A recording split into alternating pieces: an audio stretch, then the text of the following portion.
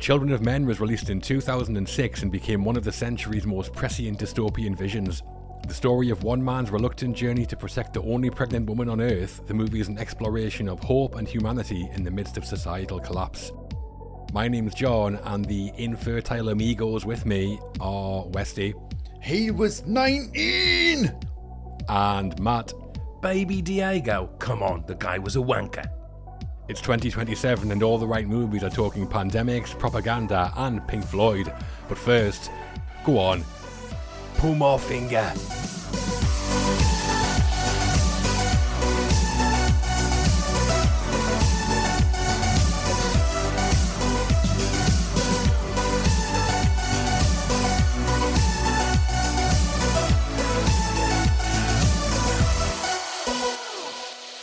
Hello and welcome to All the Right Movies, humanity's last hope. Not really, thankfully. Thankfully, yeah. We'd be screwed. We would be. But we are telling the story of Hollywood one film at a time, and this episode puts things into perspective, doesn't it? It certainly does. Too much perspective. Too much perspective. Too much bloody perspective, if anything. Yeah, so this week it's all about a childless future as we get into Alfonso Cuarón's dystopian downer, Children of Men. Downer, like. Before we pull the pin on mankind, though, a word about our ATR and patrons. Let's do the happy stuff first. Yeah. If you like what we do on our flagship episodes like this, you can support us and get bonus content by becoming an ATRM patron. Patrons get our monthly bonus show double feature, where we talk 2 films, and the watch list, our monthly review show, as well as access to the entire back catalogue of bonus episodes and archived episodes of this, our main show. Yeah. And you'll receive our monthly newsletter and loads more as well. Loads more. And there's 6 films on the watch list as well. Exactly. Yep. So if you like dystopian futures, in that archive we have The Terminator and Blade Runner 2049. Lovely. We do. All the periods and genres are covered, though. Yeah. An opportunity that's so good, it could even cheer up Clive Owen, maybe? Possibly. It would take a lot, but possibly, yeah. Like a big bottle of bells. So go to patreon.com/all the right movies or hit the subscribe button on Apple Podcasts, Spotify or YouTube for access. Absolutely. But Children of Men, it's bleak, it's grim, which can mean only one thing. Westy. This was your choice, Westy. So why are we talking about it? Well, I mean, I believe the children are our future. Is that on the soundtrack? That is, it was my version. It didn't involve it. I mean, this film for me really, really stands out. It always has. It was really affecting the first time I saw it, 2006. I didn't quite get it then, but Christ, I get it now. It's aged so well for a start. Yeah. It was incredible in the cinema. I remember it finished and it was silent. But everyone was scared to move first, just in case. So just kind of like, it was just that moment where it was just really somber.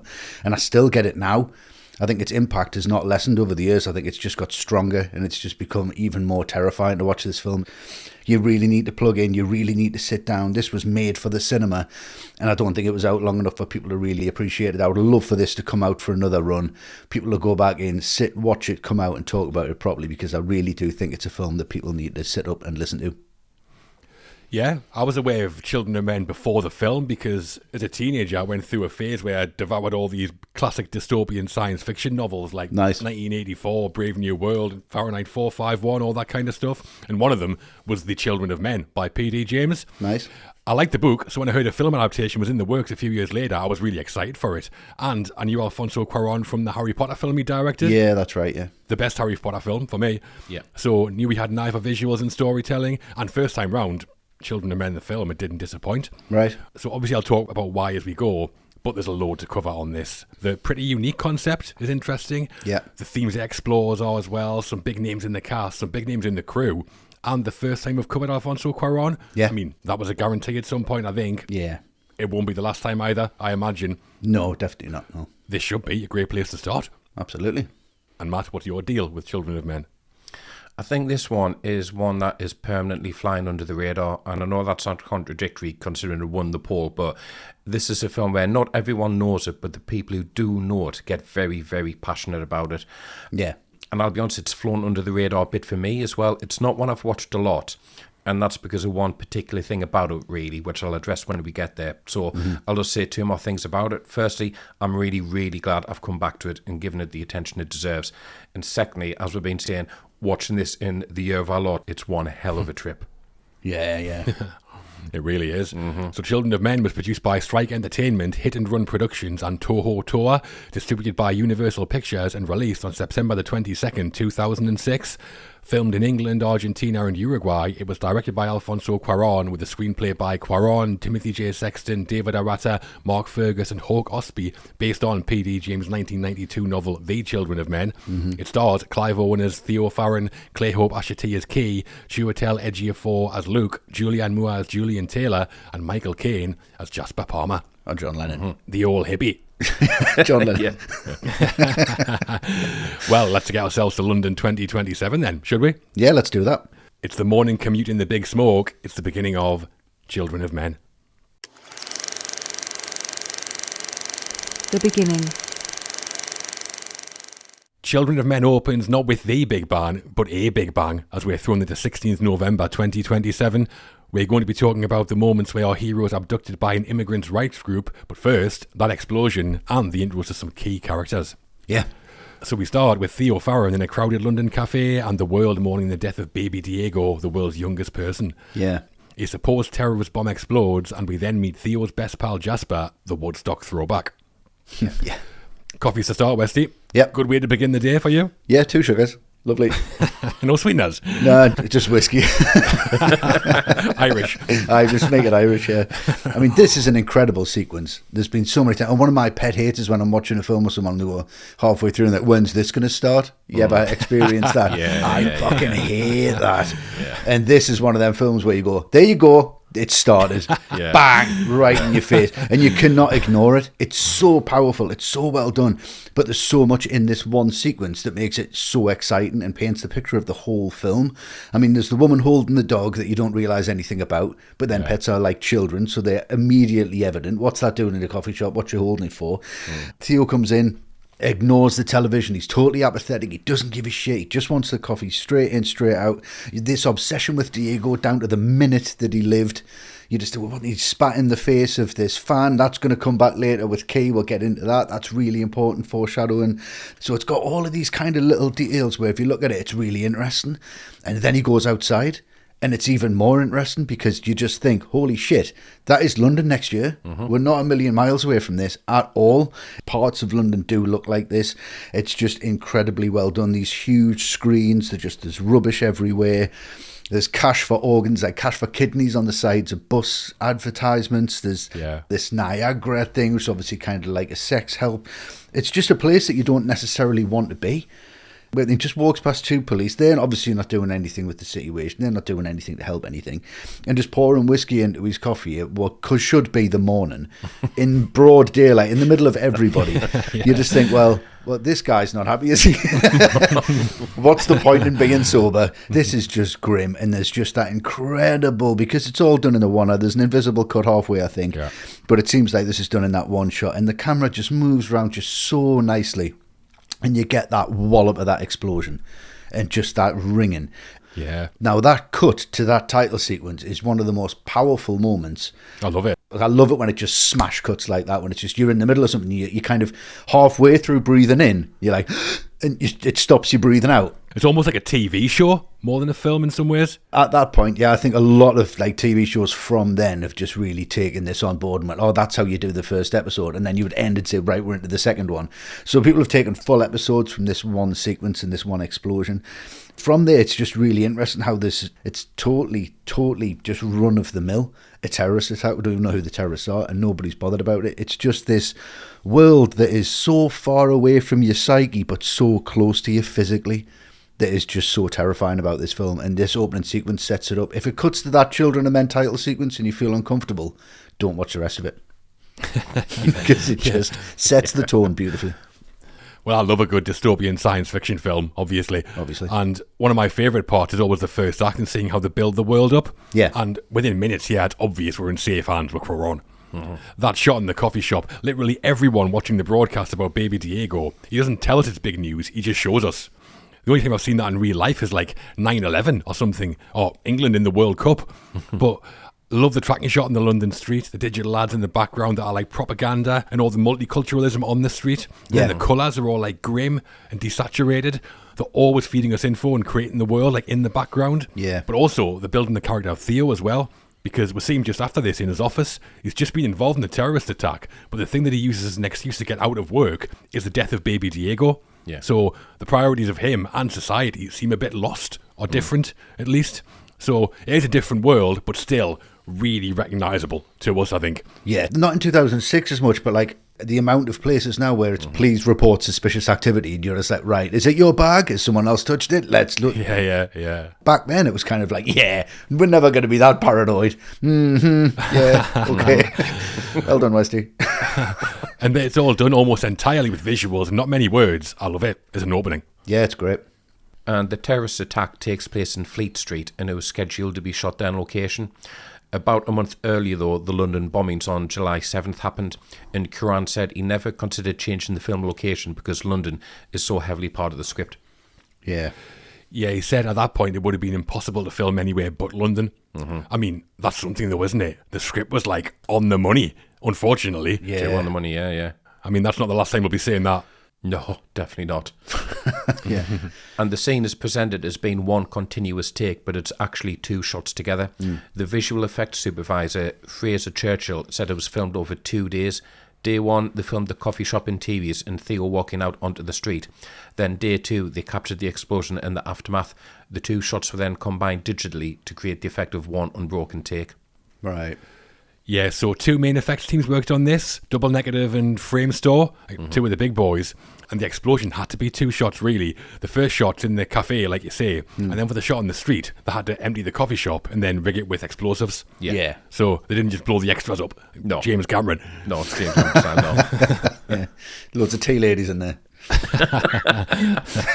And Double Negative were the effects team who did this shot, and the transition between the 2 takes comes in a couple of seconds when Theo looks in the window and sees his reflection. Right, yeah. Yeah, it's really clever, that transition. It's totally seamless, but if you watch it again, I think you'd probably pick it out just because there's nowhere else that can transition it, really. Yeah, it's just when he leaves, isn't it? Yeah. Yeah. And Double Negative's work on this shot didn't end there. The couple who get blown across the street were stunt actors added digitally in post.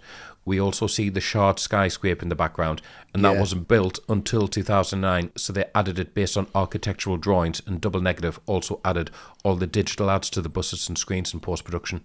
Amazing. Yeah, I love all those ads as world building. It's like a bit of future tech, but also shows us the propaganda of the world. Yeah. Yeah, it's only set about 20 years in the future from when it was made, but this is one of the best future predictions I've ever seen. Yeah, definitely. Slightly more accurate than Back to the Future Part 2. Just slightly, though. The opening scene has a cameo from the author of the novel. We see P.D. James as one of the people in the coffee shop. She's the older lady next to Theo holding the dog. Yeah, lovely cameo. Yeah, great. I mean, gets blown up within seconds, but Yeah. apart from that, it is nice to see her. Yeah, great. Definitely. And very obvious front and centre as well, isn't it? Yeah. It's great stuff. And then after this, we finally get a little bit of light relief when we meet Jasper. I mean, I'm not expecting to see Michael Caine as an aging hippie playing air-based jungle music, but I'm so glad that he's here because he's such a great character. Like I say, he brings a little bit of light relief that you need at this point. He tells jokes, pull my finger, crap jokes, but they really work because he's the exact type of friend you need in a situation like this. But you get some brilliant visual storytelling as well when they get to his house. That pan across the wall of photos and news clippings tells you all you need to know about who Jasper is, what he stands for, no war in Iraq, which was still so relevant in 2006. We see what his wife stood for, and most disturbingly of all, though, just how bad this totalitarian government is, because they're not just victimising refugees and immigrants, they're going after homeborn British citizens as well. His wife, because she's refused to toe the government line and they've tortured her. All that with not one word of dialogue. It's superb writing. Yeah. Yeah, it is. I like that opening shot as well that runs across all his pictures and papers to give the backstory. It's like a classic technique, isn't it? But that definitely reminds me of Back to the Future. That starts the Yes. same way. Right, Yeah. No shot of Jasper hanging off a clock, unfortunately, but apart from that, No, sadly not. we do see pictures of Jasper winning like political cartoons of the year awards, which I like as his backstory. Yeah. And there's more great world building when we meet Jasper's wife Janice. Yeah, she is catatonic from being tortured by the government. How dark's that? That's more 1984 vibes. And I think the thing is as well, just from Caine's performance, you can imagine him as a political cartoonist. Like you can see definitely. his sense of humour kind of comes across, and it would be really, really cutting. Yeah, really good. We also get the setup of Quietus, the legal euthanasia drug. Yeah. But narratively it's important because this is the only place and time in probably the whole film where we see Theo seem happy and relaxed. Yeah. Like shoes off, on the doobies, having a lovely old time. Yeah.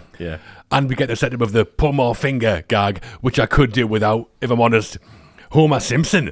But apart from that, Jasper's great, obviously. One of the few sources of joy in the film. So I totally buy it as well later on when Theo takes Key and Miriam to Jasper's to hide out. Yeah. And for anyone interested, yes, Jasper's weed strain, strawberry cough, that is real. All right. Right, Yeah, okay. I'll take your word for it, John. Yeah. And Cuarón said that Caine based his performance as Jasper on John Lennon. Caine had been friends with Lennon since they met in the 60s, and he pitched the idea to Cuarón when they first met about Caine being in the film. Cuarón loved the idea, so Caine based Jasper's body language and nasal voice on Lennon, and the makeup and costume teams gave him Lennon-style hair and glasses.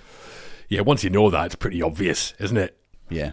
Mr. Trick not getting all four of them in there. Theo on the drums like Ringo. It would be great. But yeah, Caine and Lennon, I think they met at the 1965 Cannes Film Festival because Caine was promoting the Ipcris file and Lennon was there for help. Ah, right. Nice. And Jasper's backstory is that he was a political activist, specifically a political cartoonist. He has some of his drawings on display, and they were created by Steve Bell. He was a cartoonist for the Guardian newspaper at the time, famous for his political comic strip If, which ran from 1982 to 2021. Yeah, If was really good. I did loads of stuff, Steve Bell. He also did some artwork for Sandinista, the Clash album. All right. They weren't averse to a bit of politics either. No. But the cartoons are great. There's one of Bexhill, the refugee camp. It's like a Wish You Were Here postcard, which I really like. Right. Yeah, great. And all of the forest scenes in the film were shot at Bourne Woods in Surrey. This includes the scenes around Jasper's house and the car ambush, which we'll talk about shortly. Bourne Woods has since become a Hollywood go-to location in the 21st century. Harry Potter, Jurassic World and Marvel films have all shot there. And the opening battle in Gladiator was shot there as well. Nice. It was. I think Warhorse was filmed there as well. Right. Possibly, yeah. Okay. Would have been, yeah. I'm surprised any of it left after Ridley Scott burned it all down. Yeah. Like, Yeah. It's just grown back. Yeah. and that's the opening to Children of Men. Explosions, ministries, and Michael Caine as John Lennon. We've met Theo and Jasper. Time to meet the woman who's going to drag Theo back into the real world. Yeah. So back in London, Theo was kidnapped by an underground resistance movement called the Fishers, led by Theo's ex-wife, Julian Taylor. She needs his help getting papers for a young refugee named Key, so Theo goes to meet his government official cousin Nigel, played by Danny Houston, at the Ark of the Arts. Westy, you're taking it from here? I'll take it from here, because Theo gets kidnapped, and it doesn't feel like it's abnormal. Happens every day. This happens all the time. It's like how you get the bus now. It's like, is he going somewhere else? Is that how you travel these days? It feels like it's completely part of the world. Yeah. So then we're introduced to this underground terrorist organisation, and we see none of the faces except when we're panning around to see that Julian's there, which is an incredible performance from Julianne Moore. It's so understated. And it's a great performance from Clive Owen as well. I think we'll mention that as we go through. He plays this so well in that you just have to kind of read him. For the lack of a better word, he's not a fish out of water character. Like, he's part of this world. They're all part of this world, so it gives you no exposition whatsoever. It gives you no backstory to anything. It's just, look, we need some transit papers. Right. And that room's just incredible. The way that's lit, just with that tungsten, just that horrible glow coming in, and your eyes are just fixed on it. And then when they turn the lights off, and it brings that kind of horrible green, creamy colour back to it of the world the way it actually is, and your eyes kind of adjust to it. I think that's just amazing colour balance, the way you're just shocked into this world. But it's everything that's written behind them, and I think we'll go into a little bit of depth of that in a minute, but I think all these newspaper cuttings and everything around the room are just so important. I mean, millions of people die in seconds is one of the headlines right next to Julian. So, how? So obviously that's some kind of nuclear... Death Star? Like the Death Star, thousands of contractors killed in seconds as they try to rebuild the Death Star. And then he asks her later on, like, were your parents in New York when it happened? So obviously, is that related to that because you stood next to it? King Charles thrown out. And actually spelled thrown like a throne, which is really clever.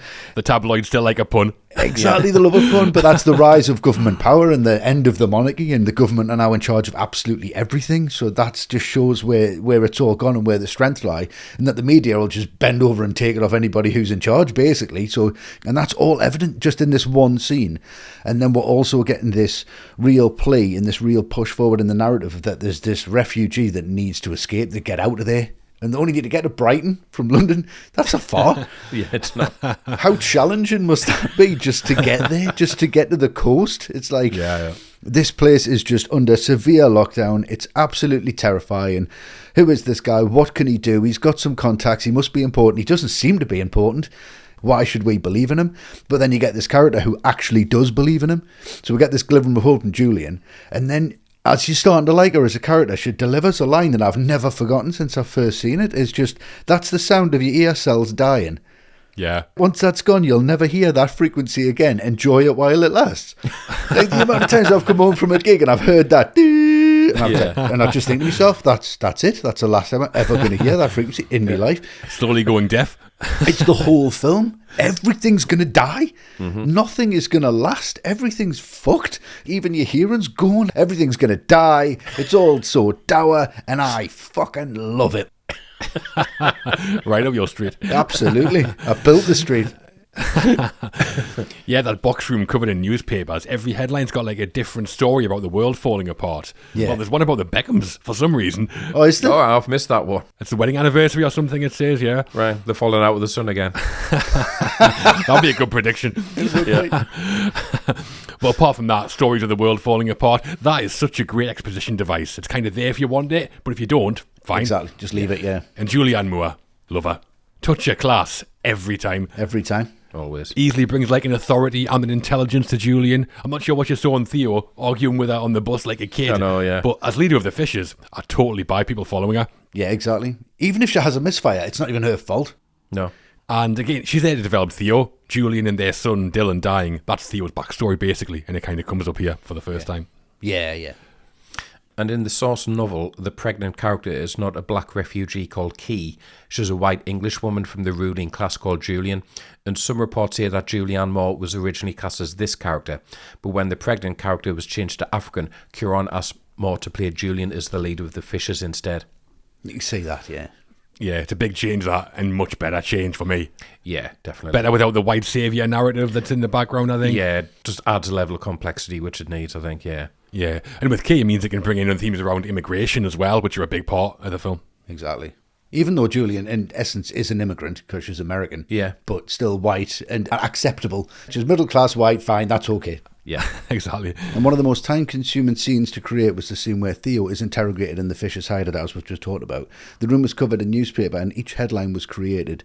The production crew had to come up with the stories and then write headlines for them, which was then designed and printed as newspaper pages. Yeah, I love that. Good job, we weren't sitting around coming up with them.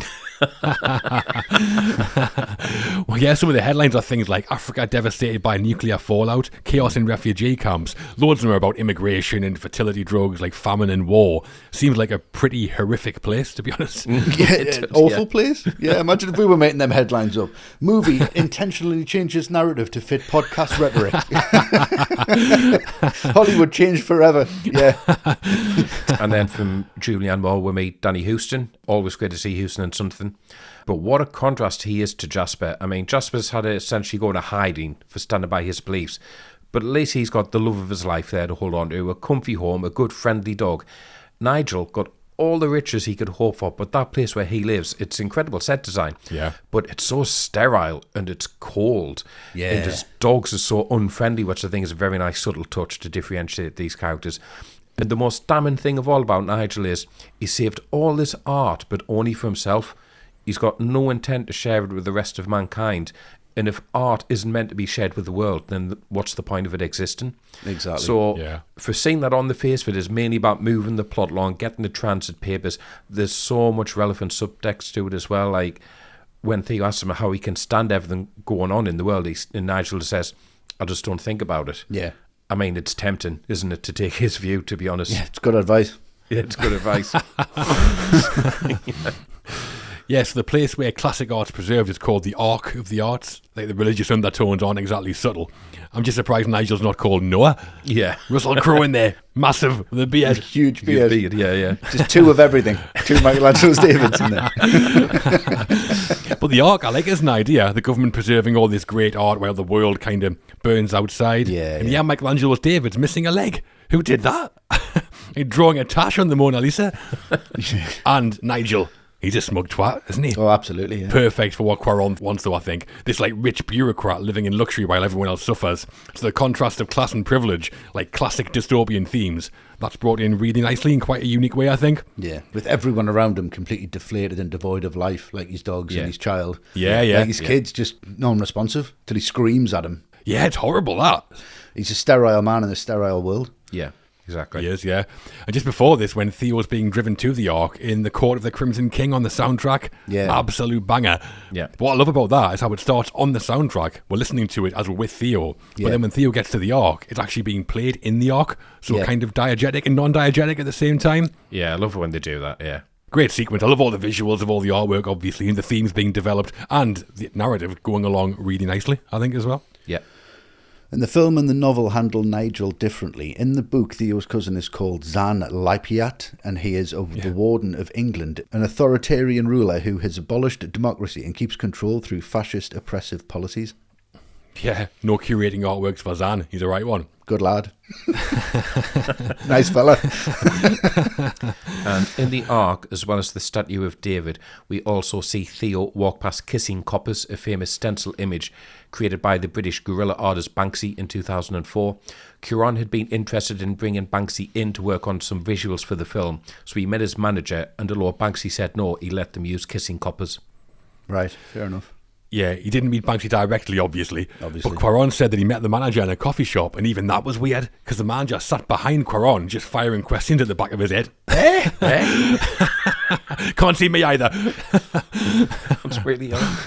I think Banksy's about 10 different people. Is our Westy theory? A collaboration of different artists. Yeah, who knows? We'll never find out. We'll never know, unless it's the Children of Men too. Yeah. It delves deeper into the future. That's a big revelation at the end. Children of Women. And then when Theo and Nigel are having dinner, we see Picasso's famous 1937 painting Guernica on the wall behind them. And Guernica shows up again at the end of the film. We see it drawn on the wall of the tunnel which Theo and Key used to escape in the rowboat. Mm-hmm. Yeah, Picasso's painting was a reaction to General Franco bombing Guernica during the Spanish Civil War. Right. So it has relevance. We've already seen a bombing here, and there's a fascist theme of governments mistreating civilians, like all the way through, isn't there? Yeah. And there's also a woman cradling a dying son in that as well, which is mirrored in the end when they walk past her, 'cause it's physically done in the street. Yeah, exactly. Which is really nice. And there's another Michelangelo reference when Nigel tells Theo he couldn't save La Pieta. This is a statue carved in 1498 that shows Mary holding the body of Jesus after the crucifixion, and it's currently in St. Peter's Basilica in the Vatican. Yeah, stunning sculpture, that. That Michelangelo knew what he was doing. Yeah. Hates anchovies, though. Again, it's repeated with that moment at the end, which is in both paintings as well. I think it's fantastic stuff. And the sculpture, it's great.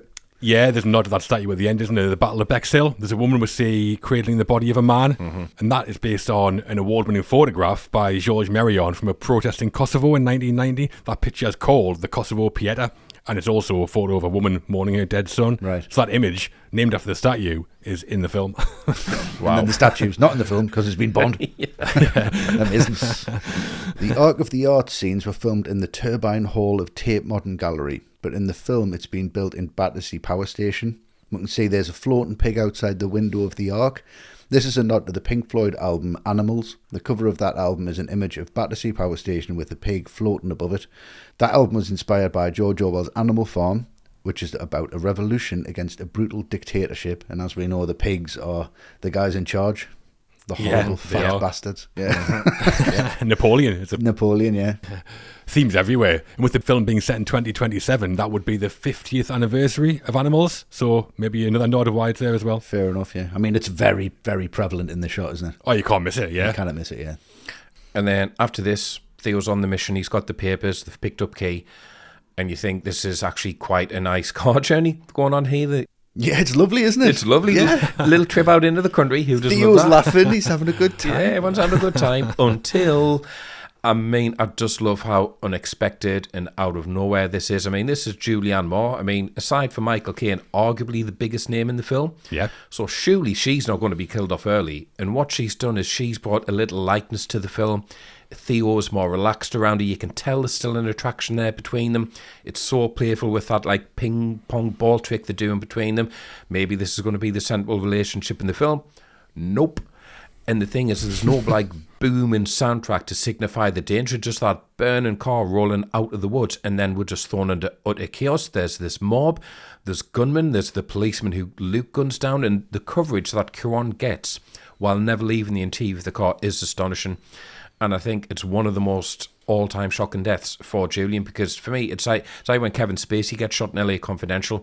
You just don't see it coming because he's so on board with that character. And the way the life just fades out of her eyes and she slips away. Yeah. Incredibly well done. Yeah, there's not a wasted moment, because the car scene, you think of the ambush, obviously, but narratively it's really important as well, because this is the point where we meet Key and Miriam. Yeah. Pam Ferris with dreadlocks. Outrageous. Brilliant. Milli Vanilli. The darling buds of me, man. But the ambush, one of the great action sequences from this century, I think. One shot, or it looks like it anyway. I've not really seen an action scene where I feel so part of it. I feel like I'm in the car, like every bump, every swerve. And you can feel the panic in the car as well. Yeah. And always gutted when Julian goes. Yeah. To be honest, I think she's a better character than Theo, to me. Yeah. Misery guts. Yeah, I mean, what an incredible 4 minutes, 8 seconds this is. It's just, from start to finish, it's just, you're in this one. And like Matt said, I think this is just the perfect visual representation of the punishment of happiness. Because Theo's finally happy and he just gets it ripped away from him. He exposes his heart for half a second and it gets sliced from his chest. Yeah, there's a couple of signs as well that they're going to get back together, a couple of little nods. Yeah. Every time I watch this, I just think, I know how it's done, because I wouldn't be able to sleep unless I just looked this up on YouTube and see how they actually shot it. Yeah. But even though I know how it's done, it's still so beautifully played out. I don't even know where the middle of the car's gone. Where's the roof of the car? Just when that door opens and I hit that bike and it just spins out the way, it's just so visceral and just has this real energy to it. But again, it's got all of these predictions. When you just see impact written in the windscreen, I love that. Oh, yeah. Because at the time, there was nothing like that. We've got rear parking sensors now, but what a heartbreaker. Yeah. He punishes the audience, he punishes everybody for feeling a glimmer of hope. And he says, no, you're going to have to work a little bit harder for hope in this world. And you definitely do. Yeah. Well, for people wondering how it was done, we can tell them. Yep, let's do that. We certainly can. So the car ambush was always part of the script and lasted 12 pages, but it wasn't always planned the way it turned out. Cuarón had just finished working on Harry Potter and the Prisoner of Azkaban, and his first thought was to use CGI to create it. Director of photography Emmanuel Lubezki disagreed though and said they should do it all with practical effects. Yeah, Lubezki, Chivo, apparently said that he'd leave the production if Cuarón used CGI for it because it was at total odds with what they planned for the rest of the film. I love that. Yeah. I'm going. Yeah. So they used practical wherever possible. When Julian shot, Julianne Moore was covered in squibs. That's not CGI either. Yeah, amazing. The timing for that is just ludicrous, isn't it? Yeah. It's got to be on the money, yeah. It's like a second where you see him point and you just go, because she can't move. And her final word as well, or cover key. Yes. That's the last thing she's concerned about. Yeah, amazing. So Chivo said they should create a custom camera rig for the car instead.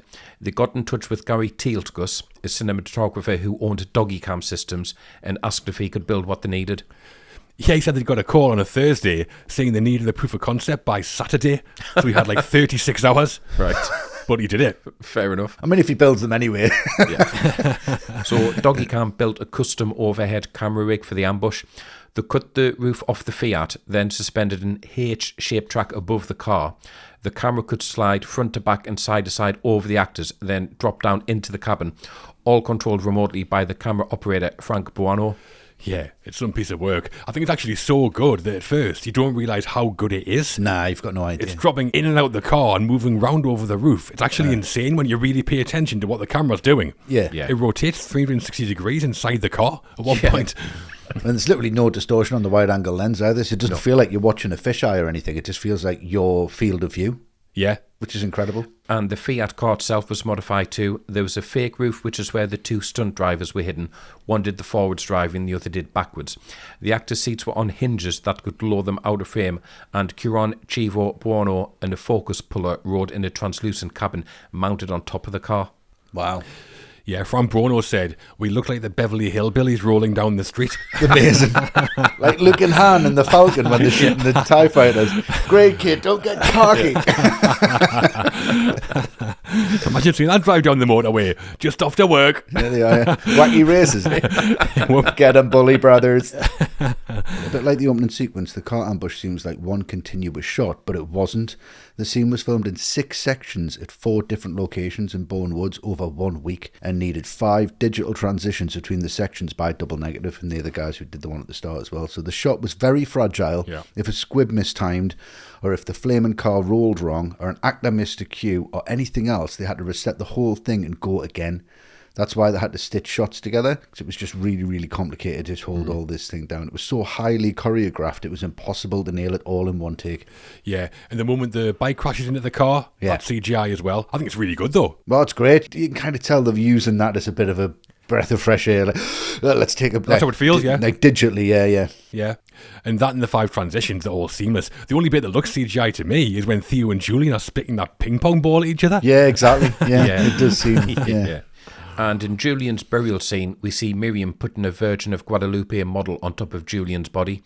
This is the patron saint of Mexico, birthplace of Alfonso Cuarón. Nice. And the chant Miriam does over Julian's body, shanty, shanty, shanty, that's from The Wasteland, a T.S. Eliot poem where World War I has left the world infertile. Some highbrow references in this film. Yes, very much. Obviously. But there's some great characterization in that burial scene as well, because Miriam handles all the spiritual side of things, so we get that about her, whereas Theo just gets the booze out. Yeah. Jasper mentions it earlier, but this is the first time we really see he's like a full-blown alcoholic, I think. Right, yeah. And that is the beginning of Children of Men. We've met Theo, we've met Jasper, we've met Kay, we've met Julian, and lost her, and seen an incredible action sequence. Yeah. We should discuss the guy pulling all the fingers, the strings. Let's do that. Yeah, very good. The director. The director of Children of Men was Alfonso Cuarón. This was his 6th feature film, and from his start in Mexican cinema, he'd already made notable Mexican and Hollywood films like Great Expectations, Y Tu Mama Tambien, and Harry Potter and the Prisoner of Azkaban. Mm-hmm. Yes. Cuarón's first foray into science fiction came with Children of Men, though, Matt. Mm-hmm. How's his work here as director? I think he brings a tremendous tactility to this, and he makes it a film which really feels lived in. Like, it's the future, but it's not futuristic, really. And for what he wants to address in this film, that's pivotal, because it means you can't distance yourself from anything. You can't dismiss and go, I'll be long gone before we end up like that. Yeah, exactly. Yeah. We're going to end up like that next week if we're not careful. Yeah, like 2001 when you watch it, you're like, no, I'm going to be fine. Yeah, exactly. He doesn't give you that distance.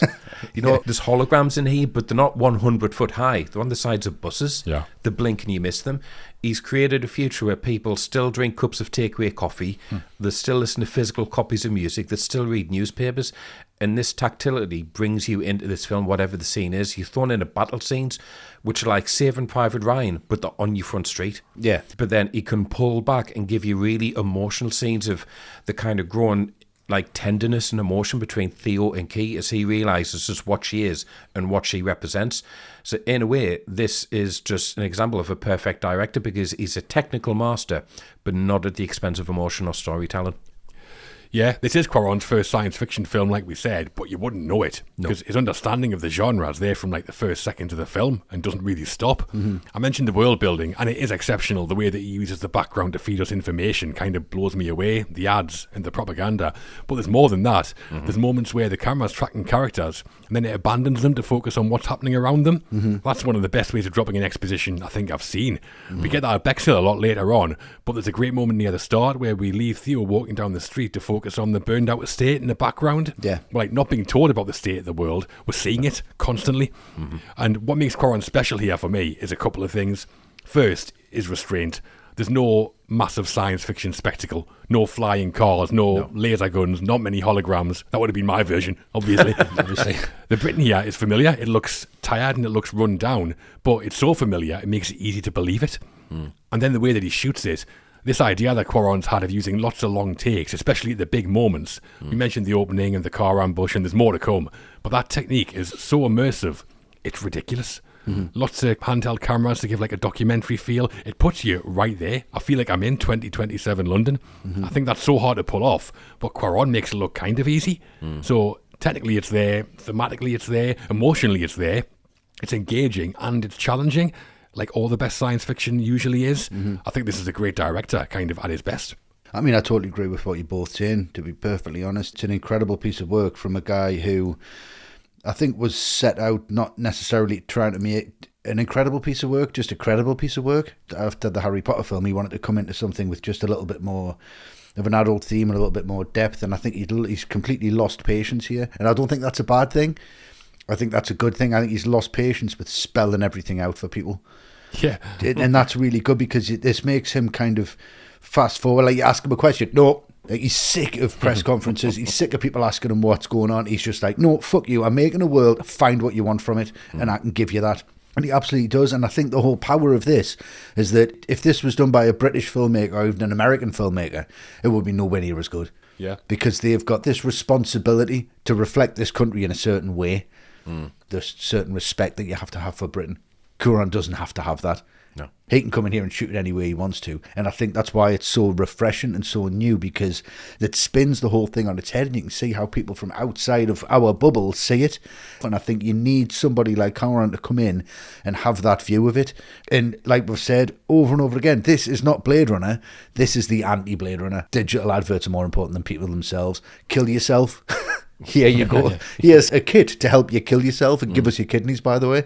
Sex means nothing. Life means nothing. Nothing means anything. Actually, just kill yourself. And that's the world that we're in now. But he somehow makes it a world where you kind of want to look around a little bit, but at the same time, you want to try and fix it. And I think that's all down to his viewpoint. Even if he didn't have a script, I think just the visuals themselves, without a narrative story through the middle of it, is important enough. Absolutely, yeah. So after P.D. James's source novel The Children of Men was published, it was optioned by Beacon Pictures in 1997 when its president, Mark Abraham, saw potential for a film. Scripts were produced but nothing else happened, and when Abraham left Beacon to form Strike Productions, part of the deal was that he took Children of Men with him. Yeah, he said that he knew he needed the director with like a singular vision to be able to adapt it properly. Yeah. Which is probably why the script sat on the shelf for like 5 years. Yeah. Yeah, exactly. If it wasn't for Cuarón, it'd still be there. Yeah. And then in 2001, Abraham saw Y Tu Mama Tambien, which was directed by Alfonso Cuarón. He thought part of its visuals and tone would work for Children of Men, so sent the script they had at the time to Cuarón. Yeah, apparently he was getting a lot of offers at the time, Cuarón. So what he would do was get his agent to read the script and then summarise them for him. So it was a summary of Children of Men that got his attention. Right. And he said, reading Hollywood screenplays is really sad. Excellent. I want to know what this interpretation was. Yeah, I'd love to see this summed up. Yeah. I'd love to see that, yeah. The studio then brought in Timothy J. Sexton, who worked on Boycott, which was a Martin Luther King TV movie, to help Cuarón work on the script. But Cuarón said they couldn't come up with any ideas that excited him, and he left the project to direct Prisoner of Azkaban instead. Yeah, so Cuarón didn't know Sexton, but the studio thought he'd be good at bringing out the political sides of the script after he did Boycott. But Cuarón just wasn't having it. Fair enough. And they must have thought it was dead at that point. He's off working with Warner's on this huge IP. And then came September 11th, 2001, because Cuarón was at the Toronto Film Festival where he was screening Y Tu Mama Tambien when the Twin Towers attacks happened. He was therefore stranded in Canada and started to think about Children of Men again. He called the studio up and said he'd do Children of Men after Harry Potter, and they agreed. Cuarón was actually offered the next Harry Potter as well, but said no to make Children of Men. Yeah. He's by himself and miserable as fuck, and then said, I think I'll do Children of Men. Yeah. I'm in the right frame of mind now. Yeah. Yeah, absolutely, yeah.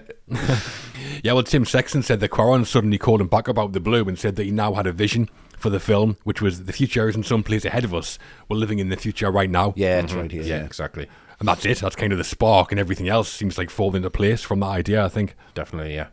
Cuarón said he turned down offers to direct the next Harry Potter film, choosing to do Children of Men instead, as we've talked about. It was finally greenlit in 2005 by the distributors Universal.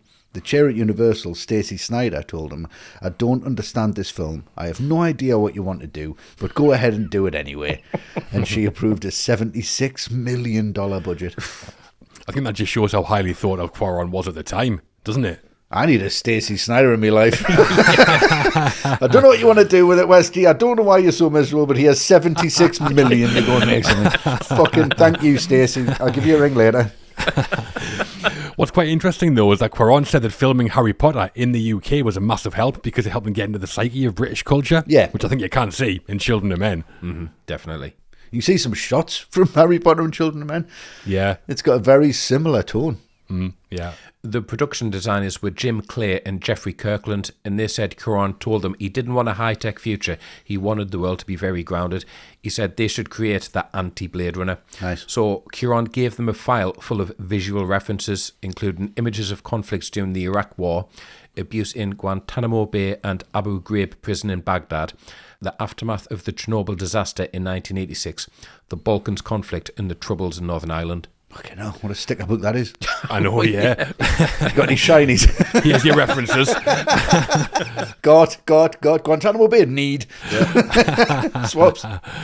But I think you can see all that in ways. And that's why it hits so hard, surely, they're pulling from like real life horrors. Yeah. Even the cars are detailed. We talked about the fear during the ambush, but Jasper's car, he drives a Citroen with like big plastic bonnet slapped on the front. Yeah. The cars are all knackered. And Cuarón decided to shoot the early scenes in East London as he thought it was a place without glamour. He told the set designers to make it more Mexican to remove some of the capital city prestige. Nice. The detail's incredible. Have you noticed that the police helmets don't have ER for Elizabetha Regina? They've got CR for Carolus Rex. Right. So they predicted King Charlie as well. Yep. Right, yeah. No mention of Andrew. It's hard to predict that one. Thankfully. To be fair. Exactly. Well, they already knew and kept quiet. Yeah, like everybody else. Yeah. The costume designer was Zani Tamim after Cuarón had worked with her on Prisoner of Azkaban. She also said he briefed her by saying it should be anti-Blade Runner. She said she interpreted this as nothing should be like a costume at all. It should look like clothes. She had a costume team of 40 people ultimately. Hates Blade Runner, doesn't he? Cuarón. He just wants it to be anti-Blade Runner. Yeah. That said, though, Theo's trench coat is definitely reminiscent of Deckard's to Yeah. me. It is, yeah, massively. Yeah. Andy Blade Runner, but the Mac's all right. Yeah, absolutely, yeah. No Oscars for the film for Best Picture or Director. Winners that year, do you remember what it was? 2006. Was it The Departed? It was The Departed, and its director, Martin Scorsese. But in creating a grounded, relatable world and some of the most acclaimed 21st century science fiction images, some top direction from Alfonso Cuarón for us. Oh, absolutely, yeah. Superb work. The cast. The Children of Men director was a relatively new Hollywood name, and the same can be said for much of the lead cast. We're going to talk about Clay Hope Ashity as Key and Chiwetel Ejiofor as Luke, but there's really only one place to start on this one, isn't there? So Clive Owen plays Thelonious Theo Farron, a burned-out bureaucrat who's lost his son. We follow Theo as he's dragged into escorting a miracle woman to safety, finds his humanity in the process, and sacrifices himself so Key can reach the human project. Not your classic action hero, maybe, Westy? No, He's not Arnold, is he? absolutely not. I mean, he's the opposite. How is Clive Owen as Theo? I think Clive Owen is fantastic in this film. I do think it's kind of the best I've seen him, and I think of this in Sin City. Yeah. When I think of Clive Owen, and for good reason, because I think he's totally selfless in this character. I think it could be really, really confusing in the hands of another actor who just plays this angry and straight all the time. But I think he's just on this knife edge. From the moment you meet him, he's just so volatile.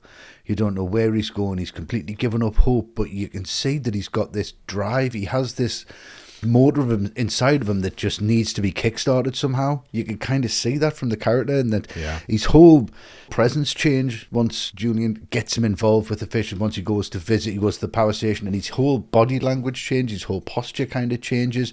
He has this belief of something that he doesn't quite know what to believe in yet. And I think you totally get that from Clive Owen's character. You don't remember half of the physical things about him. Like, I had to be reminded again that for half the film he hasn't got shoes. Yeah. That's not something that sticks in my mind. But if you think of Die Hard, you think, oh, well, that was detrimental to the character and he used that in a certain way. Whereas Owen doesn't pour on that. In Act 3, he just stands on something and he reacts, and he's on his left foot all the time, limping all the way through the last act. But you don't think about that. You don't think about these really subtle character moments, these really subtle levels that he puts into it. I mean, when Julian dies, that we spoke about, that performance from him is easily missable, because you're just looking at Julianne Moore fading away. Yeah. Watch him. Watch his reaction to that. It is absolute grief. He feels like he's completely helpless. You feel that character's completely helpless. And I think it's to Clive Owen's absolute credit that he didn't turn this into like a suave, misogynistic wanker who's just like a bit, I don't care and you're going to have to convince me. He's totally flawed. He's not a very nice guy, really, and you've got to earn his trust, and he does that. You kind of earn it all the way through, and when he starts to believe, you start to believe. And then when the character buys it at the end, you're genuinely sorry that he's gone, because he is a genuinely nice guy who's been shut down by a genuinely disgusting world. And that's who he is, a flower in a cloud of smoke, basically, and he's just got to protect himself however he's got to. But it's all these layers that you see him take off throughout the film. And every layer that comes off this character is an absolute pleasure to see. And it's a pleasure to see Clive Owen doing it. And I think it's that purpose and that drive and the humanisation of this character that Clive Owen brings to it. And the fact that he's not like the big action star of all time, where you're just like, oh, he made that film. He exists in this film, and that's the whole point. He is Theo, he's not Clive Owen. Yeah, this is a film with stuff to say, like we've been talking about. And I think what makes Theo such a great lead is how he kind of personifies some of those messages. I think he's really well written. What I think Cuarón is showing us, probably as a cautionary tale, is that this has become a world without meaning. Yeah. As humans, I think we need purpose. I know I do. If I feel like my life's aimless or without point, then I start getting depressed.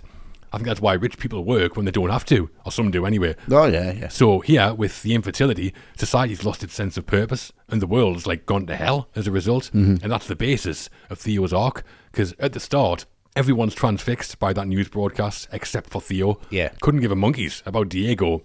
Calls him a wanker. Yeah. But by the time Key gives birth, Theo has changed.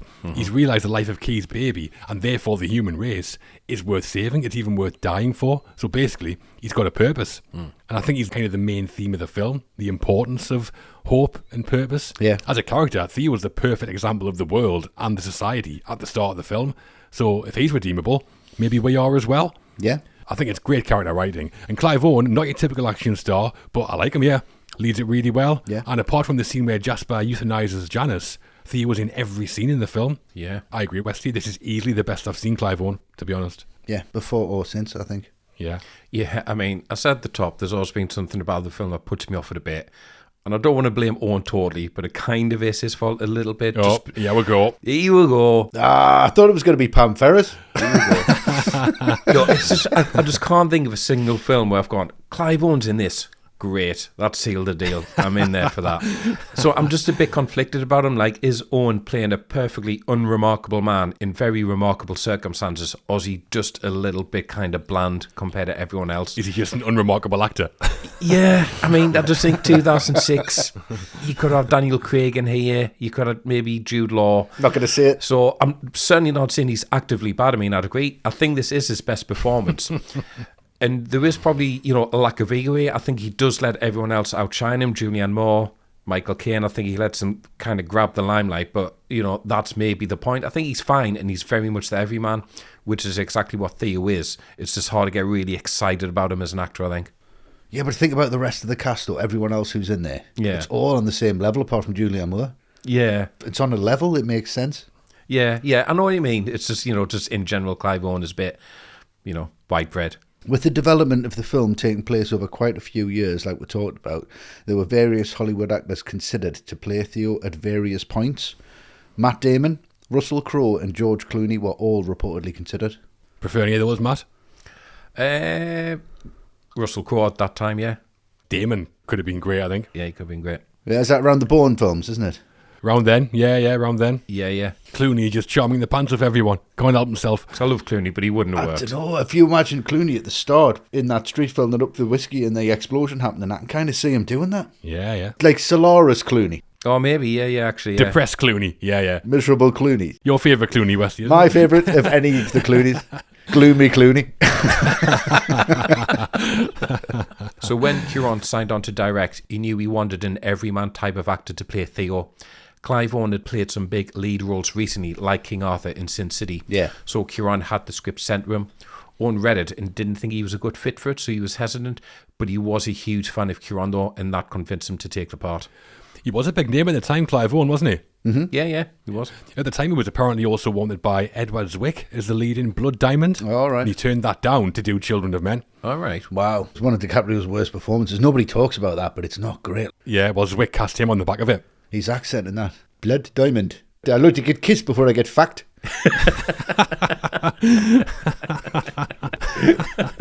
Well, before we move on from that, and Clive Owen, we have our first ATRM Patreon question. So one of the benefits of signing up as an ATRM Patreon is I will answer your questions on the show, and we have one now on Clive Owen as Theo. Okay. Yep. So Derek Hourigan's here, Hello, Derek. Hello, Derek. and Derek's asked, is Clive Owen's character the least actiony action hero ever? Spends a lot of time scrambling and hiding. Is there any other character that is so out of their depth but as resourceful as Clive Owen? Right. What do you think, Matt? One I'll go for, and to be fair, it's done very deliberately, but I'll go Jack Burton in Big Trouble in Little China. Yeah, very nice. Because the joke of that film is he thinks he's the hero and he's not. He gives it the posture and he gives it all the big talk, but he's an idiot who just blunders his way through the whole thing. Everyone else is sorting shit out around him. His sidekick does more than him. I mean, the biggest laugh in that film is when he turns up for the big final battle, shoots his gun in the air because he's really excited, and then gets knocked out by the plaster falling from the ceiling and misses the rest of it entirely. So yeah, I'll definitely go Jack Burton. Yeah, amazing. That's a good one. What I like here is that first, Theo seems to be a bit of a textbook case of like a reluctant hero, alcoholic, disinterested, no purpose. He just needs a beard. I mean, we've seen that kind of stuff before, but it's not done in a textbook way because he doesn't become your bombastic gung-ho action star. He's not Neo. Yeah. Machine guns under the Mac. I mean, whenever you even see a Theo pick up a gun, never mind use one. So he is really understated as an action lead, like Derek says, which I like a lot. Another classic is Cary Grant as Roger Thornhill in North by Northwest. Oh, yeah, sure. But I'd agree Theo is one of the least action-style action heroes out there, especially at that time. Yeah. And Westy. There was a few before, for me, that kind of fit that mould. I think there was this moment in cinema where it was kind of like the anti-hero. It all started with Willis in Die Hard. And it was like, well, is he supposed to be the main guy? The everyman, yeah. And then we had Mel Gibson doing it as Rick Jarman in Bird on a Wire, one of my very favourites. If you haven't seen that, very similar kind of fish out of water performance, which is great. One that sprang to mind was Jeff Goldblum as David Levinson in Independence Day. Yes, nice. Yeah. It's like, Great you're shout. supposed to be an action star, and he doesn't, he's smoking the cigar at the end, and he comes around, but really he's just a nerd thrown into the middle of it. Yeah. And the ultimate one for me is Richard Kimball in The Fugitive, Harrison Ford. Of course. And one that totally sprung to mind that my son reminded us of was Johnny Five in Short Circuit, because he's ultimately just a pacifist robot. Yeah. And he gets it done because he is alive. Yeah, them all for me kind of tick that box. All good ones. Yeah. Well, for his performance as Theo, Clive Owen wasn't nominated by any of the major awards bodies. Not surprising, maybe, but No. it seems we kind of agree. An excellent character played quite well by Clive Owen. Quite well, yes. A really excellent character, very normally portrayed by a very normal middle-of-the-road actor who plays a very normal middle-of-the-road character very normally well. The second cast member we're discussing is the female lead in Clay Hope Ashity as Key. The first pregnant woman in 18 years and an African refugee, where with Key, as she's smuggled through England by the fishers, gives birth in a war zone and in the end makes it to the Human Project with her newborn daughter. Yeah. She's well named, Westy. Key is the key. There we are. How's Clay Hope Ashity in the role? She is the key. Subtext. Love it. Brilliant. Perfect. I think she's fantastic. I think she's absolutely fantastic because she plays it in such a subtle way. Her performance and her character is so understated. Yeah. That it could be like, I feel really sorry for her. Oh, she's had a bad life. Oh, she's been dragged through this. And she's just like, this is what life's like. This is it. And I couldn't believe it. I was going to kill myself, and then I felt the baby kick. That's literally where she is as a character. And now she has this lease of life, this hope, and she's clinging on to these different beliefs, and she's learning how to trust people. She's learning how to navigate relationships, because you can tell that people don't really have relationships anymore. Yeah. Sex is just meaningless. It's just a recreation. It's just get on with it. You just exist, and then you die. And I think the really great thing is we don't really know how old she is. Yeah. And you never find that out, which I think is quite important because she looks young enough to kind of be early 20s. Easily, yeah. Easily. So, and if we're talking about Diego being 18, at what age did people stop giving a shit? Yeah. Patrick's cousin dies and he's 19 because key to me in her performance is just that everyone's given up on her. Her performance is really relevant for any parent watching this, and that no matter how old your kids get, they still need your attention, they still need your love, and they still need guidance through life, and everybody does. I didn't feel threatened for her. I felt threatened for the baby, but I felt like she's just a perfect mother character. She just personifies that. She's never weak. She's never broken down by anything. She's just a strong, solid human being and a representation of the generational pull that we all feel, and that they do need attention and that they do need help. But I think she's just absolutely part of the tapestry of the whole thing. I think it's an incredible performance. I agree. I like her a lot. Yeah. The character and the actress. I think what's clever about the character is how much weight she carries in the narrative. She's literally the future of humanity. She's the most important character, but the story is told through the eyes of Theo, which works well. Yeah. I like the way she taps into one of the main themes as well of immigration. The saviour of the world is literally a refugee. Yeah. The point surely being that immigration isn't necessarily a bad thing. It's kind of normal. It's kind of the key to the evolution of humanity, always has been. Yeah. So really good writing, and I think Clive Owen is just excellent. Yeah. She'd been in Shooting Dogs before this, about the Rwandan genocide. But this was a step up in terms of scale. Yeah. And she seems to rise to it effortlessly. Yeah. I mean, she's acting with Julianne Moore and Michael Caine, like acting heavyweights. And she doesn't feel out of her depth. No. She plays it as a young woman who's pregnant and scared, but she has strength. I mean, she's not shy, is she, Key? No, the real resilience, hasn't she? Yeah. Massively, yeah. And I think Ashity gives her a load of dignity as well. Yes. Great piece of casting and a really impressive performance, especially for someone so inexperienced. I like her a lot. Definitely, yeah.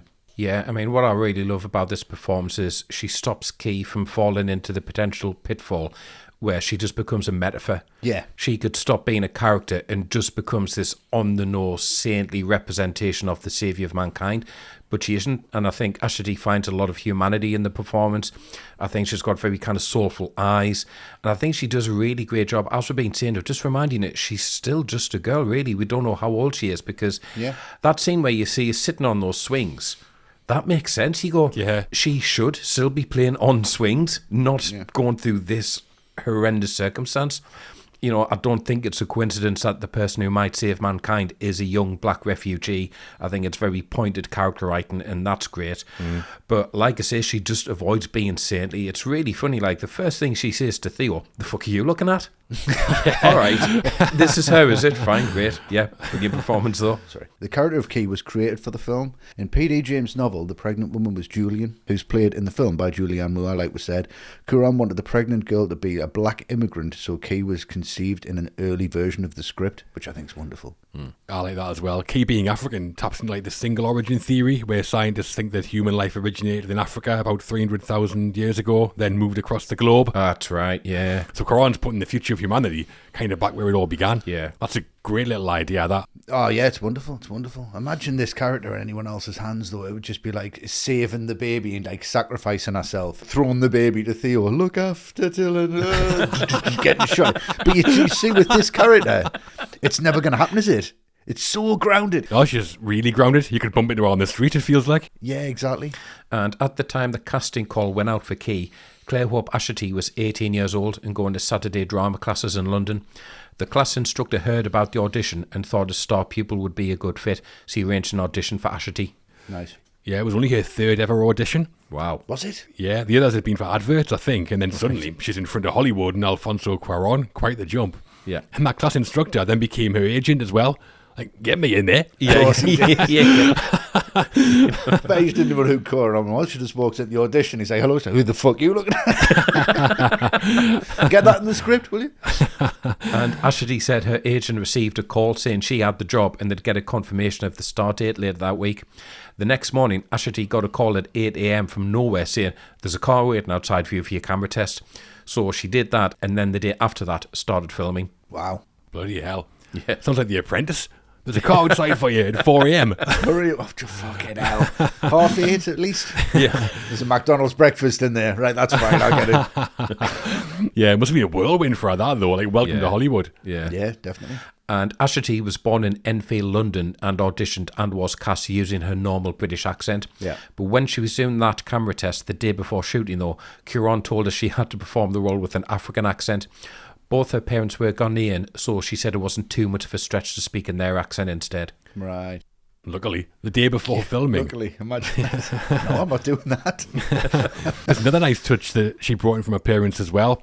When Key has the baby at the end, she's singing to her in a foreign language. That's a Ghanaian lullaby that Ashley's mother used to sing to her when she was a little girl. Oh, nice. Love that. Great. Baby Do Not Cry, it's called. Right. Lovely. Well, I'm crying now.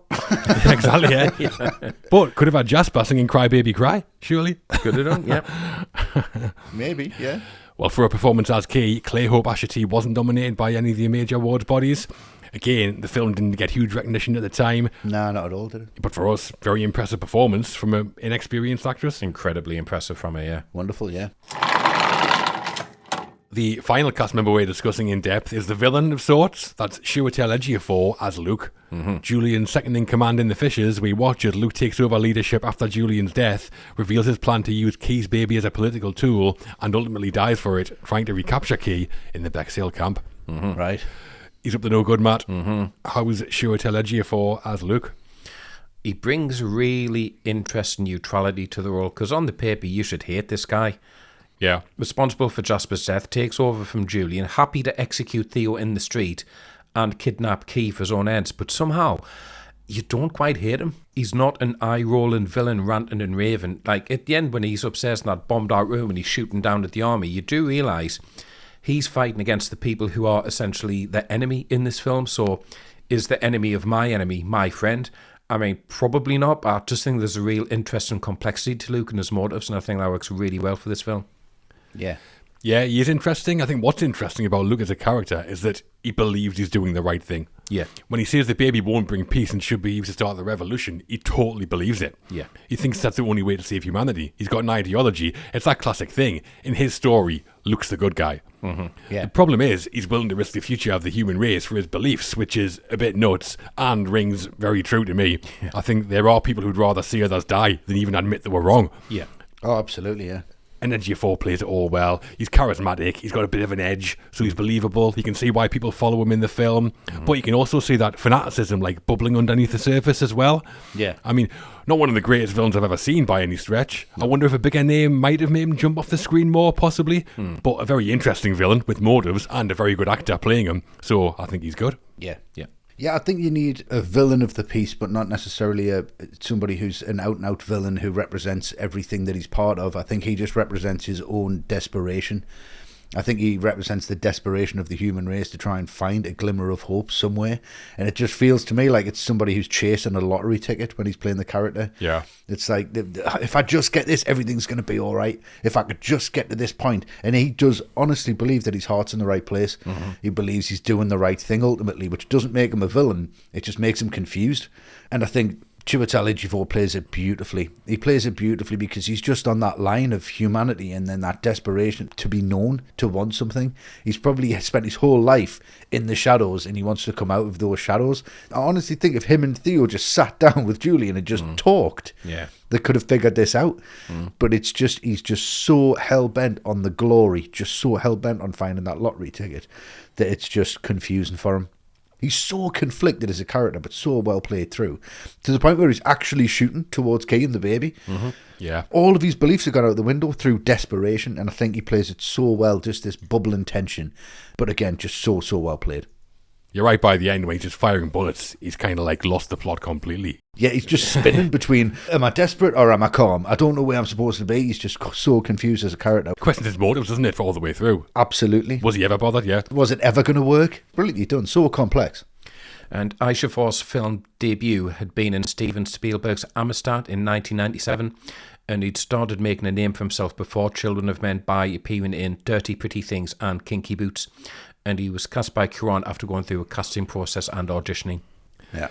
Yeah, so he started on stage in Shakespeare. Right. But I think I first saw him in Love Actually. Yeah. He plays Keira Knightley's husband, doesn't he? That chump sitting on the couch while his supposed best pal tells his wife he loves her on those cards. Yeah, and endless videos of it, yeah, horrible. Outrageous, that. Luke's henchman in The Fishes is Patrick, played by Charlie Hunnam. He was cast after Cuarón saw him in the period war drama Cold Mountain, where he played a sadistic home officer. One of the bad guys, obviously. Hunnam said he'd been out of work for almost 2 years, then 2 offers came at once. Cuarón offered him Patrick, and Zack Snyder offered him a part in 300. He loved Wetumama Tambien, so chose Children of Men instead. The right choice? Yeah, I think there's so many people in 300 you forget about them. Yeah, exactly. Fassbender's in 300, you totally forget about that. Oh, yeah, that's right, yeah. Yeah, Bosie, he's called in Cold Mountain, like an albino gunslinger. He's great in that. Yeah, he is great, yeah. What do we think of him, yeah? I mean, it's always strange whenever you hear someone with our accent in a film that isn't set in the Northeast. Even more so when it's a film as serious as this one. And I think what makes it strange, though, is those dreads. He just looks like Travolta in Battlefield Earth to me. Very good. Loads of laughs, evil laughs. So as you might have guessed, Charlie Hunnam is from Newcastle. He usually has to learn other accents for his roles, but in Children of Men he plays Patrick, talking in his natural Geordie accent. And there's a moment towards the end where Patrick executes a man who's helping Theo and Key to find the boat, and while he does it, Patrick is singing The Bladen Races, which is a Newcastle folk song from the 19th century. 1862, to be exact. To be exact, yeah. Yeah, written by George Ridley. It's still very well known now, isn't it? Football fans still sing it and stuff. Yeah, you still hear it now. But in the book, Patrick, or the version of him, is called Gascoigne. Another Geordie folk hero. Wow. Okay. Imagine he was called Gascoigne in this. It would have been ridiculous. It would have been ludicrous. Just crying. Yeah. Some fried chicken and a fishing rod. But singing that must have been Hunnam's idea. Oh, absolutely. Surely a Mexican director wasn't like, get the Bladen Races in there. 100%. And Hunnam never did the Geordie accent again. No, I've not heard it since. Probably why being so successful, because if this accent had gone any further than Children of Men, which to be honest brings it down a little bit for me. Really? Oh, absolutely. When I hear it, it's just like, he was 19! And all the lads and lasses.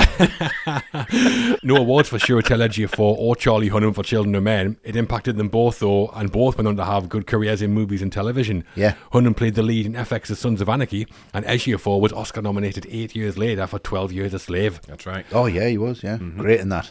Yeah. And here is the Fishers. A couple of pretty good bad guys. Yep. Yeah, definitely. Absolutely. Confused boys. Very confused. So that's the cast section. We've talked about some of the supporting roles already in Julianne Moore and Michael Caine, and in those just discussed, Clive Owen, Cléo Bachetier, Chiwetel Ejiofor and Charlie Hunnam. Some pretty engaging performances. Very much. That's the word. Very engaging from everybody.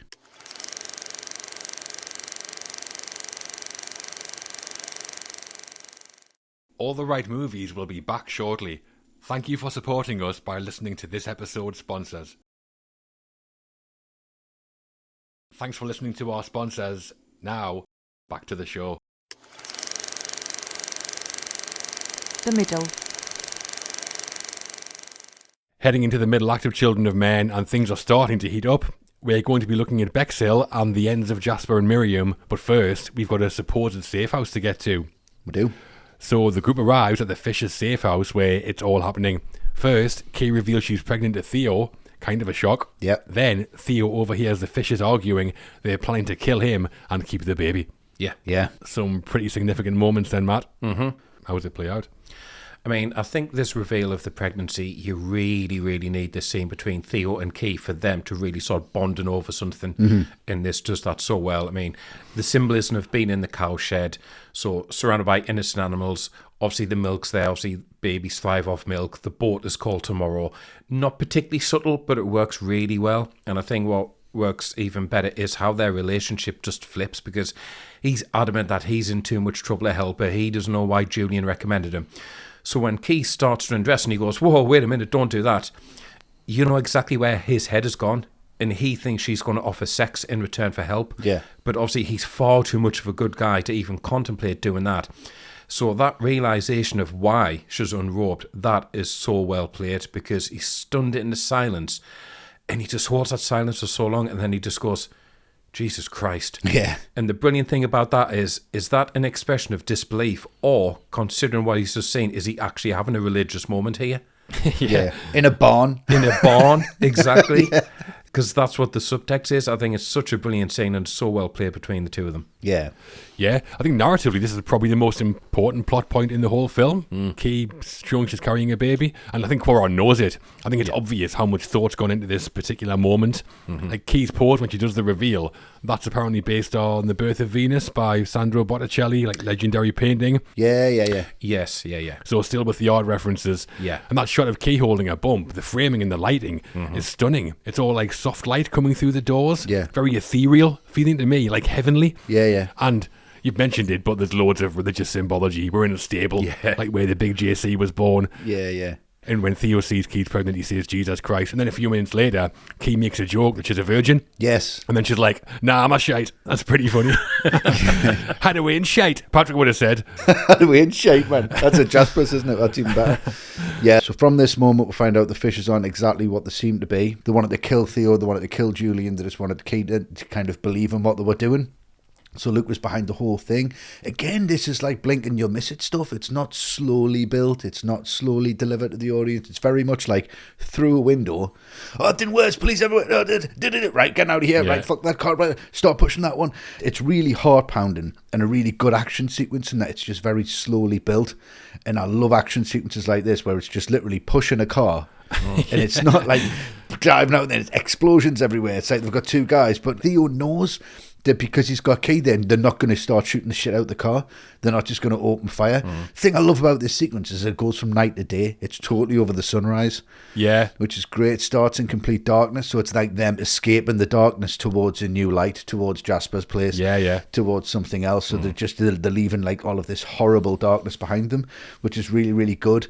And gets halfway down that hill and the car stops and you're like, will you just work? And it starts pushing it again. And then Patrick catches up. Yeah, can I shoot him? No, you can't, because he's already went against what Luke said before. That's why he asked for permission, isn't it? And that's why he doesn't, and he asked permission because he's already gone too far before. He's hit by the car door again, allergic to car doors, this guy. But again, I mean, this really hammers home how much Theo stepped up.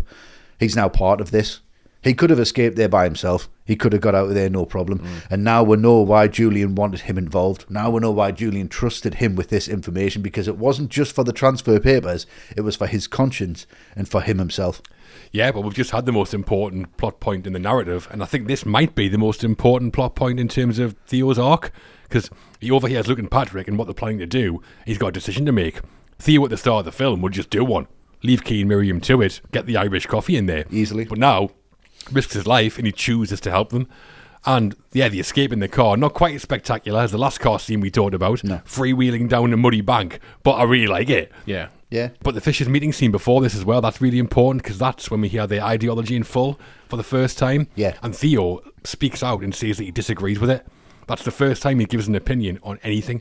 And from that point, he's not passive anymore. Yeah. He's like a proper protagonist. Theo's choices from now until the end drive the narrative, which I think's great character development. Yeah, absolutely. Another great moment in this whole sequence as well is when Tomas comes in, the farmer who actually owns the place, and he's handing Theo different clothes. Oh, yeah. So obviously they're going to kill him. Yeah. And they're going to wipe him out, and then they're going to say to Kay, we found these clothes, here they are. Right, yeah. You know, just to still gain her trust as well, which I think is another lovely little touch. Yeah, nice detail. Yeah. So that's the Fisher's safe house. Kay is pregnant. Theo decides to become her guardian angel, and they and Miriam are on the run. Yep. Things are about to get darker still, though. Oh, yeah. Well, of course they are. From one safe house, Theo, Kay and Miriam flee to another, Jasper's doobie den in the woods, and then move on to Bexhill refugee camp. It's in these scenes we meet border guard Sade and also see the final scenes of Jasper and Miriam. Yeah. Some big moments, Westy. Yeah. How are we doing? I mean, we're doing great now that we're back at Jasper's. But the setups here are wonderful. As soon as they arrive, they think he's taking the quietest, which is a setup again for later on. But it's just the fact that Jasper uses it to kill the rats, like the vermin, even though they have a peaceful death. It just shows his character shines through, just wonderful. Kay revealing her pregnancy to Jasper, that just shows the safety and the trust that's developed between her and Theo, because if Theo trusts this guy, she's completely open. Yeah. And then there's that moment that you spoke about, John, where they're just literally talking about the pregnancy, but she's talking to Theo as if he doesn't know that it takes 9 months. Yeah. And he's like, yes, I know that, but that hasn't been known for 18 years. Yeah, good point. Yeah. Nobody gives a shit about.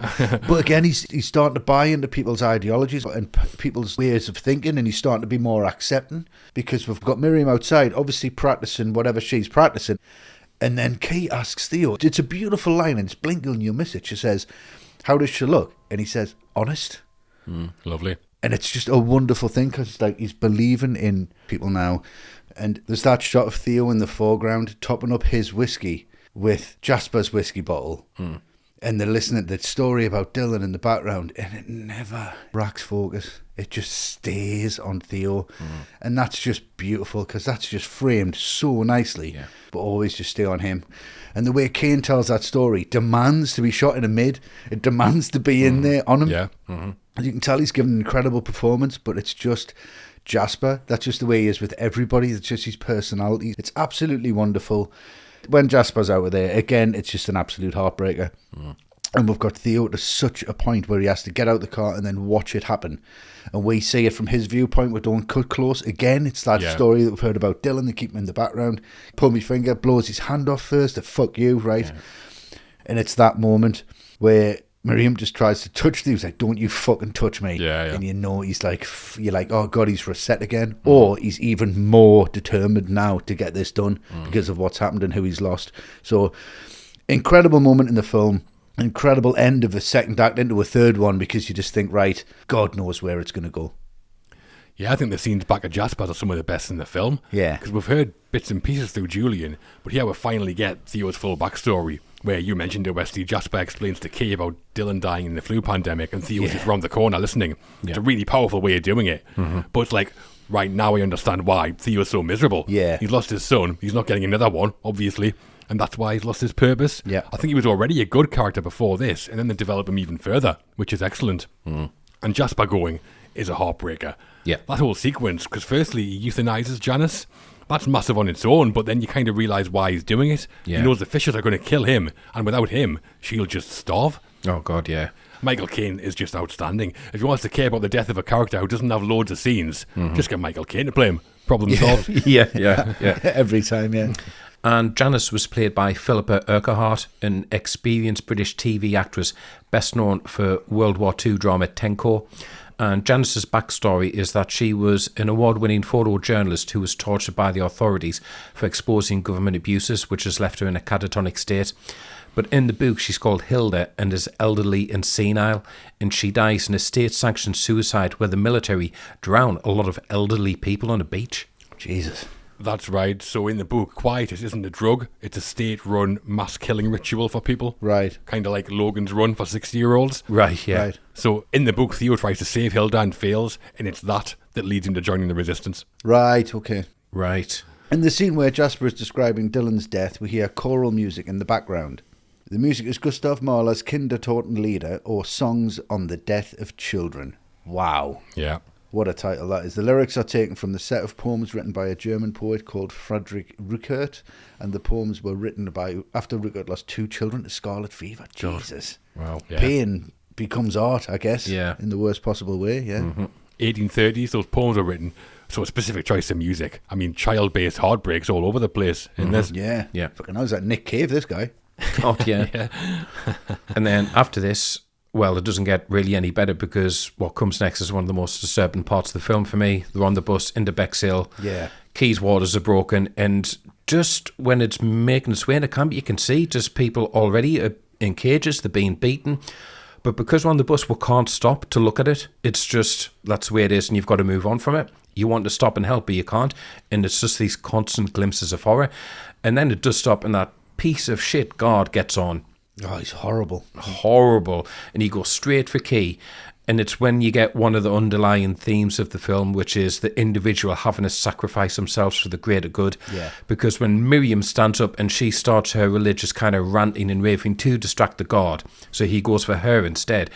I mean, literally dragged out by her hair, and then that black bag over her head, and that's it. That's the last we ever see of her. Again, the bus just keeps on moving. Yeah. Like, you shudder to think what's going to happen to her. And this whole scene, because it's over so fast, the bus is moving out there like, this is no big deal. This is just, daily routine for these guys.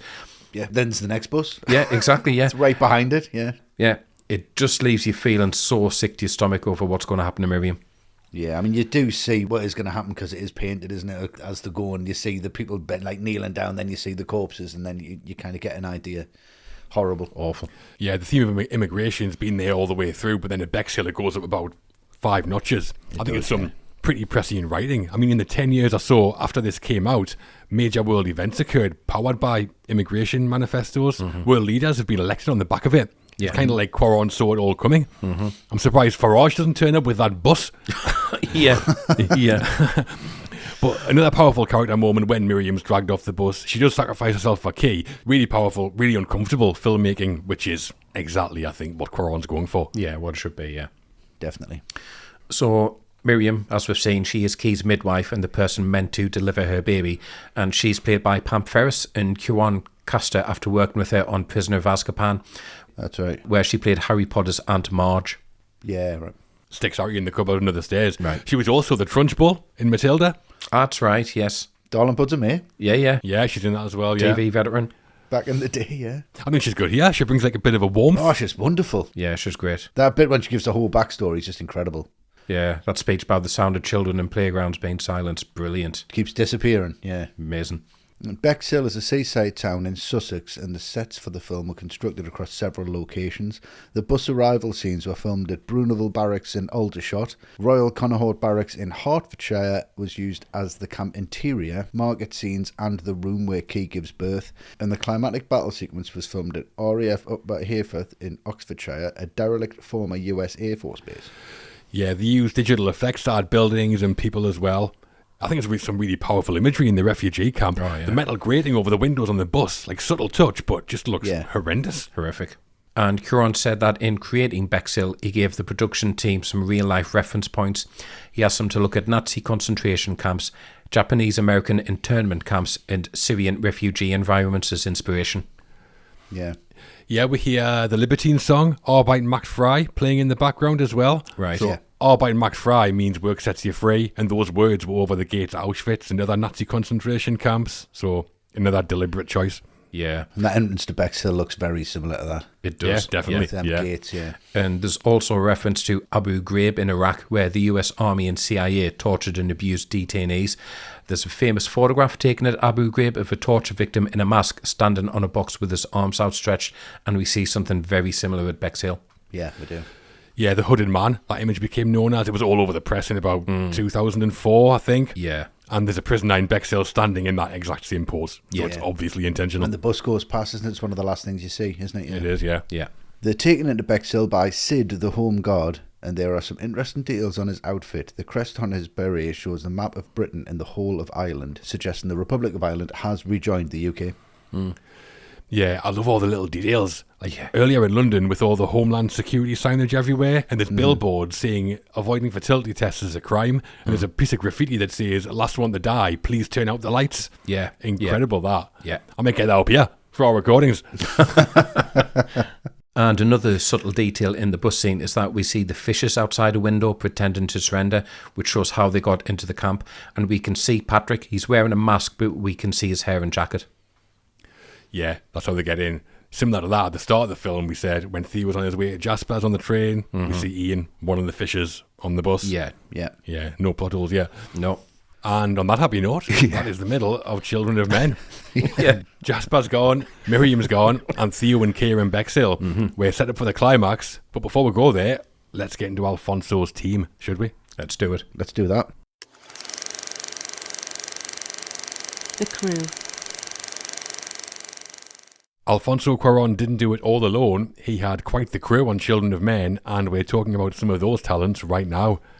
John Taverner as composer and Emmanuel Lubezki as director of photography will be discussed, but we're going to begin with the screenplay and the writers. Yep. There are a few credited screenwriters on Children of Men, namely Alfonso Cuarón, Timothy J. Sexton, David Arata, Mark Fergus and Hawk Ostby. Cuarón had already written his features Solo con tu pareja and Y tu mamá también. Sexton, this was his first screenplay. Arata had written thrillers Broke Down Palace and Spy Game, and Fergus and Ostby were a writing team who had written thrillers Consequence and First Snow.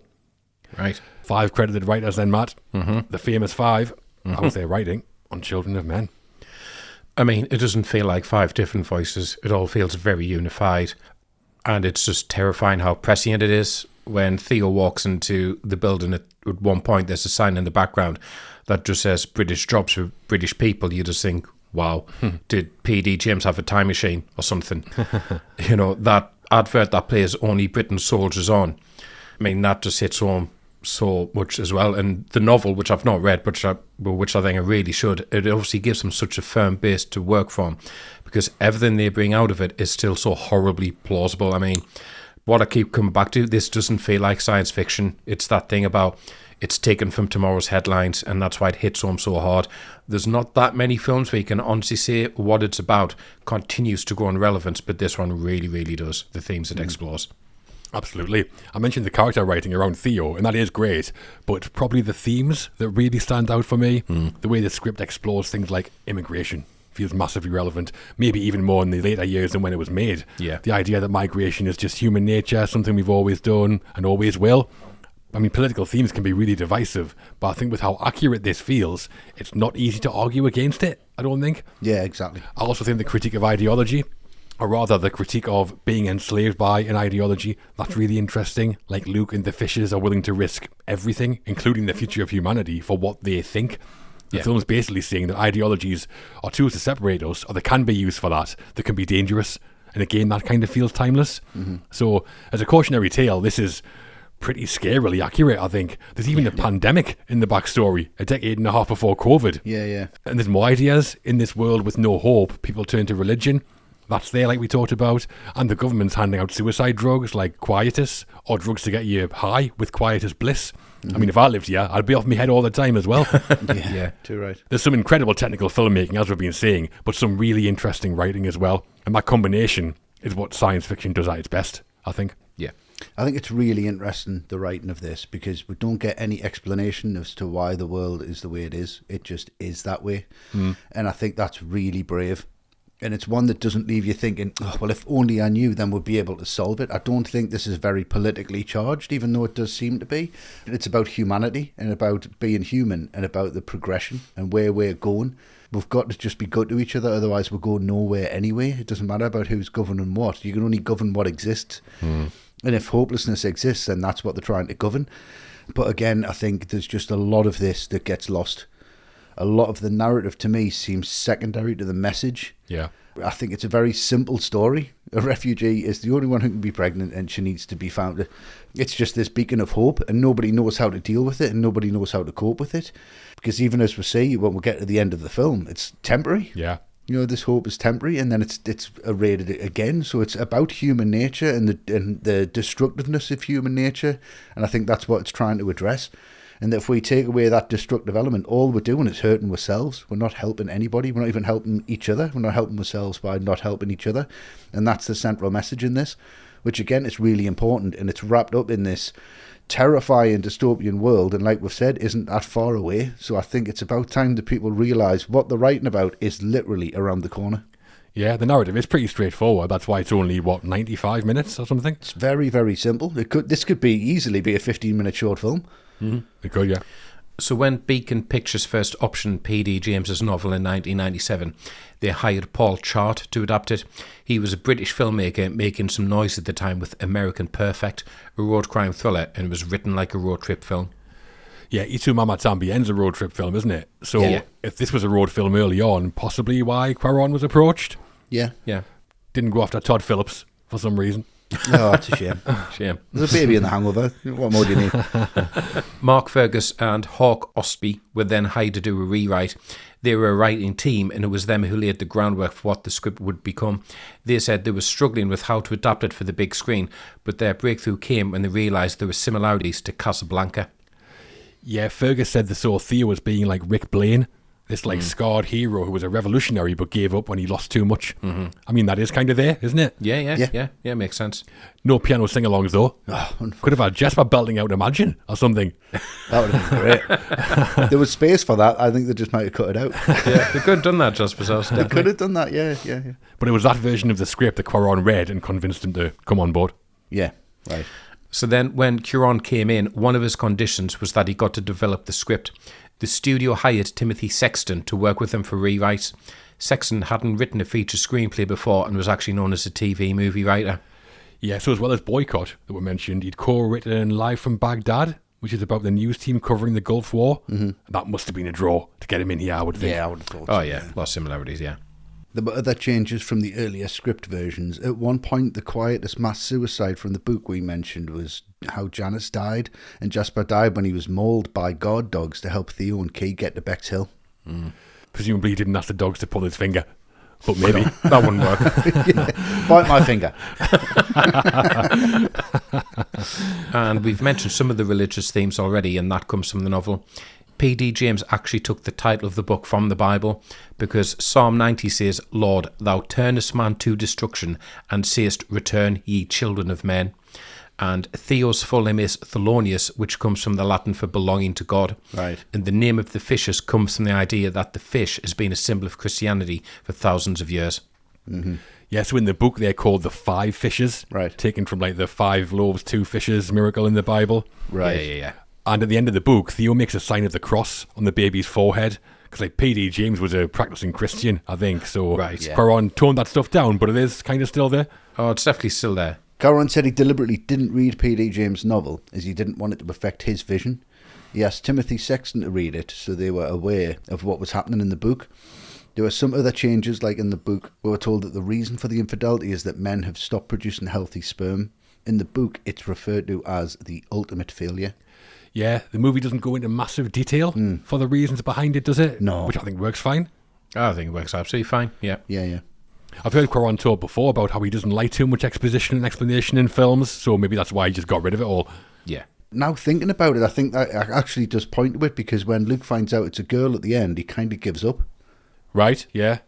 In that he was hoping it would be a boy who could produce healthy sperm. Yeah, maybe, yeah. Yeah, that kind of taps into it. So it's there, but you've really got to look for it. Yeah. Oh, you have, yeah, you have. Yeah. And also in the novel, Julian was the pregnant woman, which we've mentioned, and the father was Luke, actually. Julian and Theo's baby Dylan didn't die in a pandemic. He was killed in a car accident. And Theo was American, not British, and also he wasn't an office worker. He was a Oxford University history professor, and as part of his depression, he would sleep with homeless people. Wow. Yeah, as in he sleeps outside with groups of homeless people. Oh, right, okay. He wasn't seducing them. I was going to say that'd be really weird to get over depression. Yeah. Why don't you get a job? Get a goddamn job, Al. Come back to mine. Well, for penning the screenplay of Children of Men, the screenwriters were nominated for Best Adapted Screenplay at the Oscars. They lost out again to The Departed, William Monahan, based on the Hong Kong crime drama Infernal Affairs. That. Yes, that's right, yeah. No Oscar for the writers here, but for us, some pretty extraordinary prescient writing on Children of Men. Oh, wonderful. Like I say, it's terrifying, really. We're moving on to the music on the film now, and the composer on Children of Men was Sir John Tavener, a British musician known mostly for his religious choral pieces going back to the 1960s. This was Tavener's first and only original film score. Wow. An unconventional choice, Matt. How was the music on Children of Men? I think it's great. I think, as well as the soundtrack, I think the choice of very unusual cover versions is really striking. I don't know if it's a budgetary thing, so they couldn't afford the original, but those covers of Tomorrow Never Knows and Ruby Tuesday, because they're not the Beatles or the Stones, it does give the film the sense of this is our world, but also not. Yeah, it's not authentic. It's not authentic. It's slightly removed from our reality. I think that's so effective. And I think the original score's great. I mean, it's quite sparing. But when it comes in, it feels like it's stabbing you in the heart and it's punching you in the gut. It's really evocative, really powerful. It haunts you once the film's finished. I really, really like it. And any film that ends with Jarvis Cocker singing is still running the world, that's fine by me. Anything with Jarvis is fine by me. Yeah. Yeah, I think Cuarón uses music in quite an unusual way, but really cleverly. It's like a combination of original score and like, pop soundtrack. Like John Tavener's score, I don't think it's really like a traditional film score. It's more like a spiritual kind of hum that sits underneath the film. It's really atmospheric. Yeah. You've talked about the religious themes and symbology, and I think that's surely why Cuarón hired Tavener, because that was kind of his thing. So with Tavener's stuff being quite subtle, it probably is the pop music that's most noticeable. Ruby Tuesday gets played several times, and it's not the Rolling Stones version like you say, Matt. It's the one by Franco Battiato.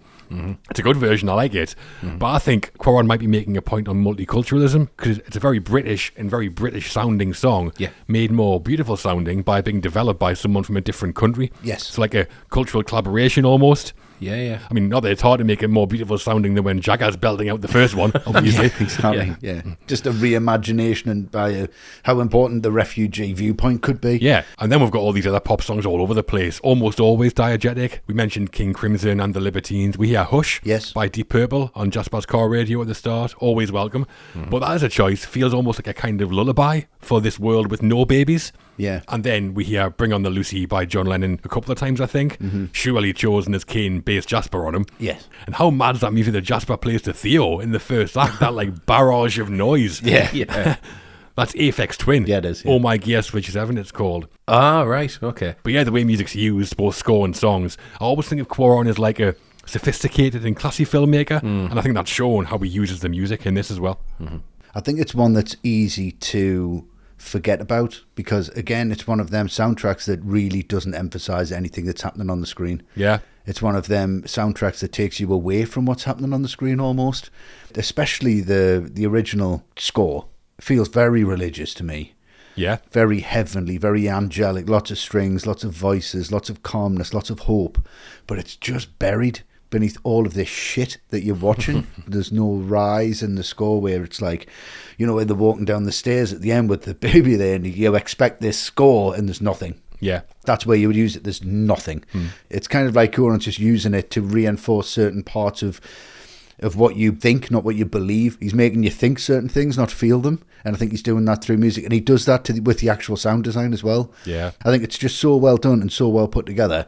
Another part of the piece that's just perfectly used. It just feels like a Jenga tower, but it just feels so solid at the same time. Like it's all been put together and all these pieces are in place. Take one bit out and it kind of tumbles. I mean, if you listen to this by itself, which I've done, I don't recognise which parts each bit of music's from. Yeah, I don't think I would either. It's kind of, where was this? It's not like, that's the end credits or whatever. It's like, I don't remember. So it's there, but it's not. It's really well done. I mean, Cuarón doesn't want that, I don't think. He doesn't want big themes, does he? Definitely not. He doesn't want anything to make you kind of move away from what you're seeing. Yeah. So, as we've been saying, Sir John Tavener was an unconventional choice of composer by Cuarón. He'd never written a score for film before and had made a name for himself by writing spiritually themed choral and orchestral pieces that had broken into the mainstream. His most famous works were The Whale, Song for Athene, and Song of the Angel, which he'd written to mark the 50th anniversary of the United Nations. And Cuarón said he hired Tavener because when he was writing the screenplay, he listened to Song of the Angel on a loop. Right. Yeah, Cuarón said that piece gave him like the spiritual footprint, he called it, that he followed for the film. Nice. Yeah. And The Whale, that was released in 1968 on Apple, the Beatles label. Yes. And Song for Athene became quite well known because it was played at the funeral for Princess Diana. Right. Okay. But it is such a strange choice of composer by Cuarón. I mean, a great one. I think it's pretty inspired. Again, it's that choice, isn't it? It's like somebody who's there, but not. It's almost like an invisible composer. Yeah, easily. Having never scored a film before, Tavener's approach was unique. He scored to the screenplay rather than the finished film. He read the script and told Cuarón he saw themes of motherhood, salvation and hope. Cuarón agreed, and Tavener wrote a 15-minute piece of music inspired by those themes. That became Fragments of a Prayer, his main piece for the Children of Men.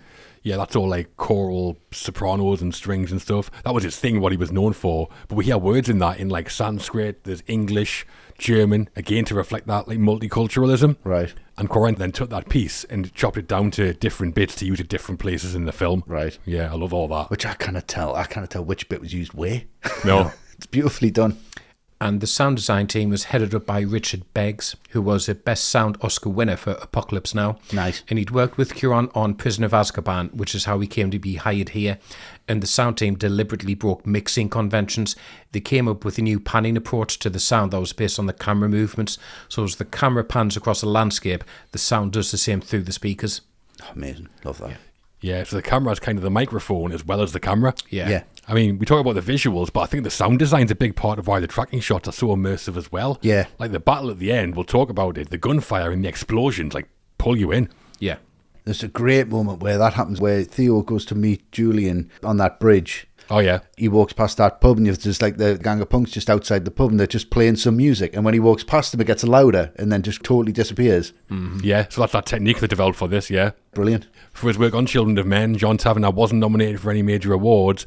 Winner at the Oscars that year was Gustavo Santaolalla for Babel, which is incredible. Oh, yes, right. Another one that's not talked about enough. But Children of Men still has some pretty great work from John Tavener and the sound design team. Wonderful. Brilliant. It's time for the Children of Men cinematography now, and the director of photography was Emmanuel Lubezki, aka Chivo. This was Lubezki's 22nd feature, his 5th with Cuarón, and some of his Hollywood highlights were Reality Bites, The Birdcage, Meet Joe Black, Sleepy Hollow, Ali, and Lemony Snicket's A Series of Unfortunate Events. Yes. Which I love. Obviously. And Cat in the Hat. Yeah. And he'd shot Cuarón's Great Expectations and Y Tu Mama Tambien. Yeah. The visuals then, Westy. How's Chivo's work here? How long you got? As long as you want. As long as I want. I'm going to be here a while. Strap yourselves in. Famous last words there. Shouldn't have said that. Yeah, you shouldn't have. Here he goes. Last orders. It's only 6 o'clock. I mean, it's just incredible work. This is just fantastic. I mean, Chivo is Spanish for goat, greatest of all time. So you can see why he's called Chivo here. Oh, really? Which is his nickname. He's just so involved in every project that he's in. And you can just see he just gives 100% of everything. There's such an organic and raw quality to all of this filmmaking, especially the visuals, and I think the visuals just really moved me in 2006 to just be like, really got to try better. It's very subtle at the same time. He's not slamming you over the head with it. You can forget that because it is purely about the story. He's not using techniques that take you out of this film whatsoever. No. And his use of natural light is just so beautifully done. It's just so softly lit. It's just the colour palettes that go all the way through it. You know, when he gets to the power station or the Arc of Art, and it's just so clinically white and just clean and just so nicely lit. And then outside, it's just so muddy and dark and grim. And the whole thing about it is just, he knows exactly what he's doing from the start of this. Just the way that this is all shot handheld. Now, this is shot on 35mm. And he shot it on the Aricom LT and the Ariflex 235. Now, they're two really small, compact cameras compared to a 35mm film camera. Like, you can move that around, you can shoot that handheld, you can put it on your shoulder and move it around. There is no use of Steadicam here. No. There is nothing where it's got to be like beautifully pushed in and beautifully played through. It's everything Scorsese doesn't do, to be perfectly honest. It's so well done. It's shot on the Zeiss Master Primes, so what that does, it gives you absolutely no distortion when it's wide. So it uses wider lenses, and we don't realise that it looks like you're going through your own vision, which is wonderful. And the stock that he used was Kodak Vision 2 Expression 500T stock. So Kodak Vision 2 was the very first film stock that was actually made for digital and film post-processing. Right. So you could digitally manipulate shadows and highlights and colours and make it a little bit more flat. So it's really low contrast, low colour, but you just don't really see that. And it was that level of detail and that level of attention. The contrast is just right, the lighting is just right, the colours are just right. People are still trying to do this now, and they can't. He's an absolute pioneer of the craft, one of my top 3 cinematographers of all time. Wow. He's just an absolute master. The craft and the technique match the depth of this film, and that's incredibly hard to do, but Chivo does it. Yeah, well, in the years after this film, Emmanuel Lubezki went on to forge a reputation as a great Hollywood DP, didn't he? Yeah. He didn't have that reputation yet when he made Children of Men, probably, No. but his work is still of that level. Oh, absolutely, yes. The cinematography is just incredible. I mean, it's the long one-shot takes that are probably the headline, if you like. Yeah. People always talk about the car ambush and the Battle of Bexhill, rightly. But what I think gets a bit overlooked is how those long takes serve the story. Yeah. It's not showing off. Well, it is a bit, but every time they hold a shot, it kind of feels like you can't escape. Yeah. It does feel like a documentary. It feels like the cameraman is in as much danger as the characters are. Yeah. But it doesn't take you out either of the story. No, exactly. But it's not just the long takes. The whole film's got that documentary feel to it. There's loads of natural light. The colours are really desaturated and gives the whole thing a kind of grey, overcast look, which works for, like, dystopia. It's like we're looking out the window where I live's been like for the last 3 months. Looks like Children of Men. Same, yeah.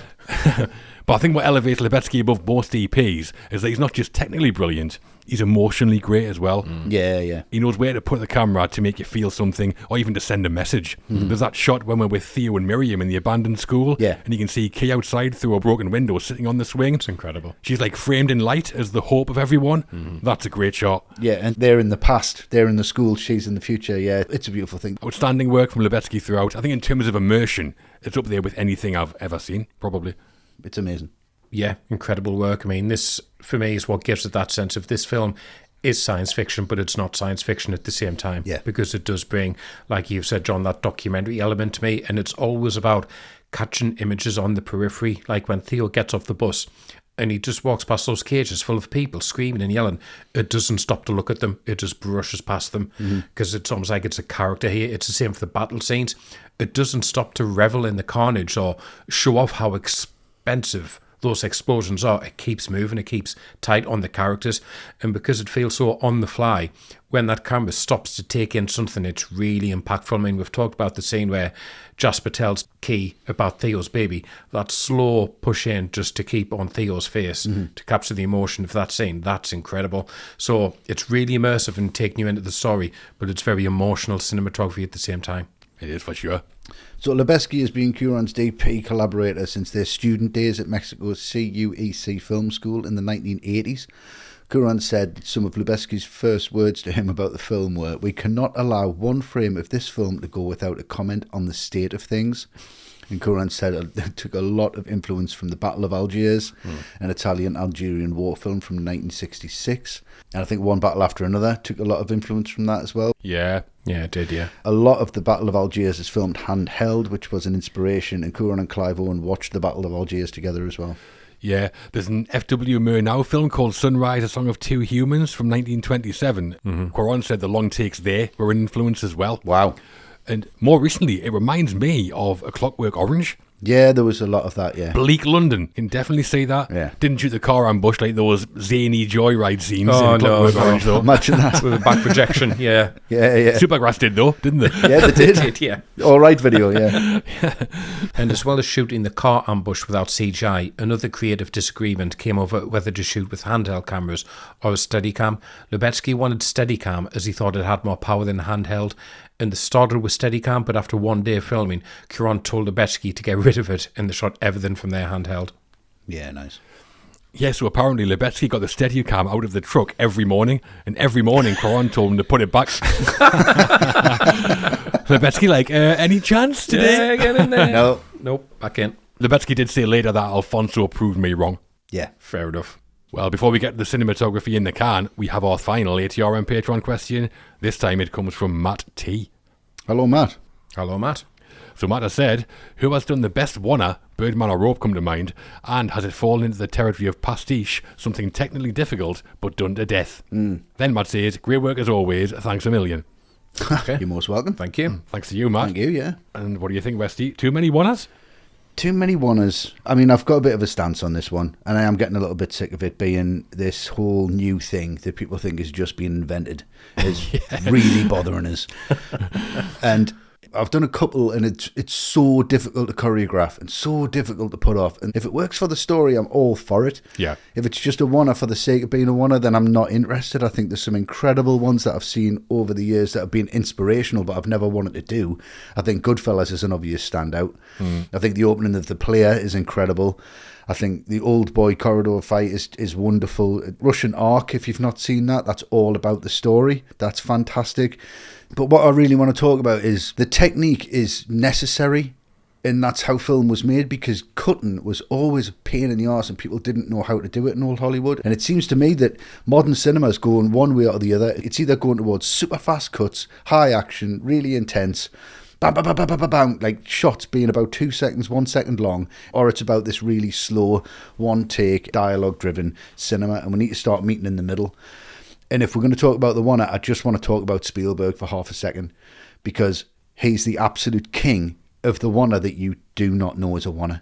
Yeah. And that's what filmmaking is. If you want to use that technique, use it and tell the story with it, because that very scene on Jaws is 1 minute and 43 seconds. Yeah. And all that's changing is the background. Yeah. That's a one, and that's how you do it. When they're arguing next to the billboard with the mayor, Yeah. Amazing. 2 minutes 45 seconds, that's a one. And you don't realise it. There's the whole drinking sequence in Raiders of the Lost Ark with Marion. That is a one, and it's genius in filmmaking. Let it serve the story, and you've got something unique. If you're just using a one for the sake of using a one because you think it's going to make your story better, it makes it worse. So that's my stance on it. Powerful stance, as always. As always. Yeah, the long takes in Children of Men are right up there, I think. That's kind of became a Cuarón trademark, hasn't it? It's in everything. Because Gravity starts with like a 12-minute opening Yeah. shot. 12 minutes, yeah. I mean, you had to remember También when she's going to the jukebox. Yeah. That's about 3-4 minutes, I think. Other great examples, the opening of Touch of Evil by Orson Welles is right up there. Yeah. 1958, like a huge crane shot that goes on, that's about 3 minutes long, ending with a car bomb. My favourite, though, was from I Am Cuba by Mikhail Kalatozov, 1964. I know the one you mean. Like a documentary / war film. It's got this like acrobatic long take in a funeral scene where the camera does some insane things. Oh, it just comes down from the window through the procession. It's crazy. Yeah, I've seen that. It's unreal, yeah. Check out if you've not seen it. You'll be like, how did they do that in 1964? Scorsese watched that over and over and he was like, how did they do that? Yeah. Right, brilliant.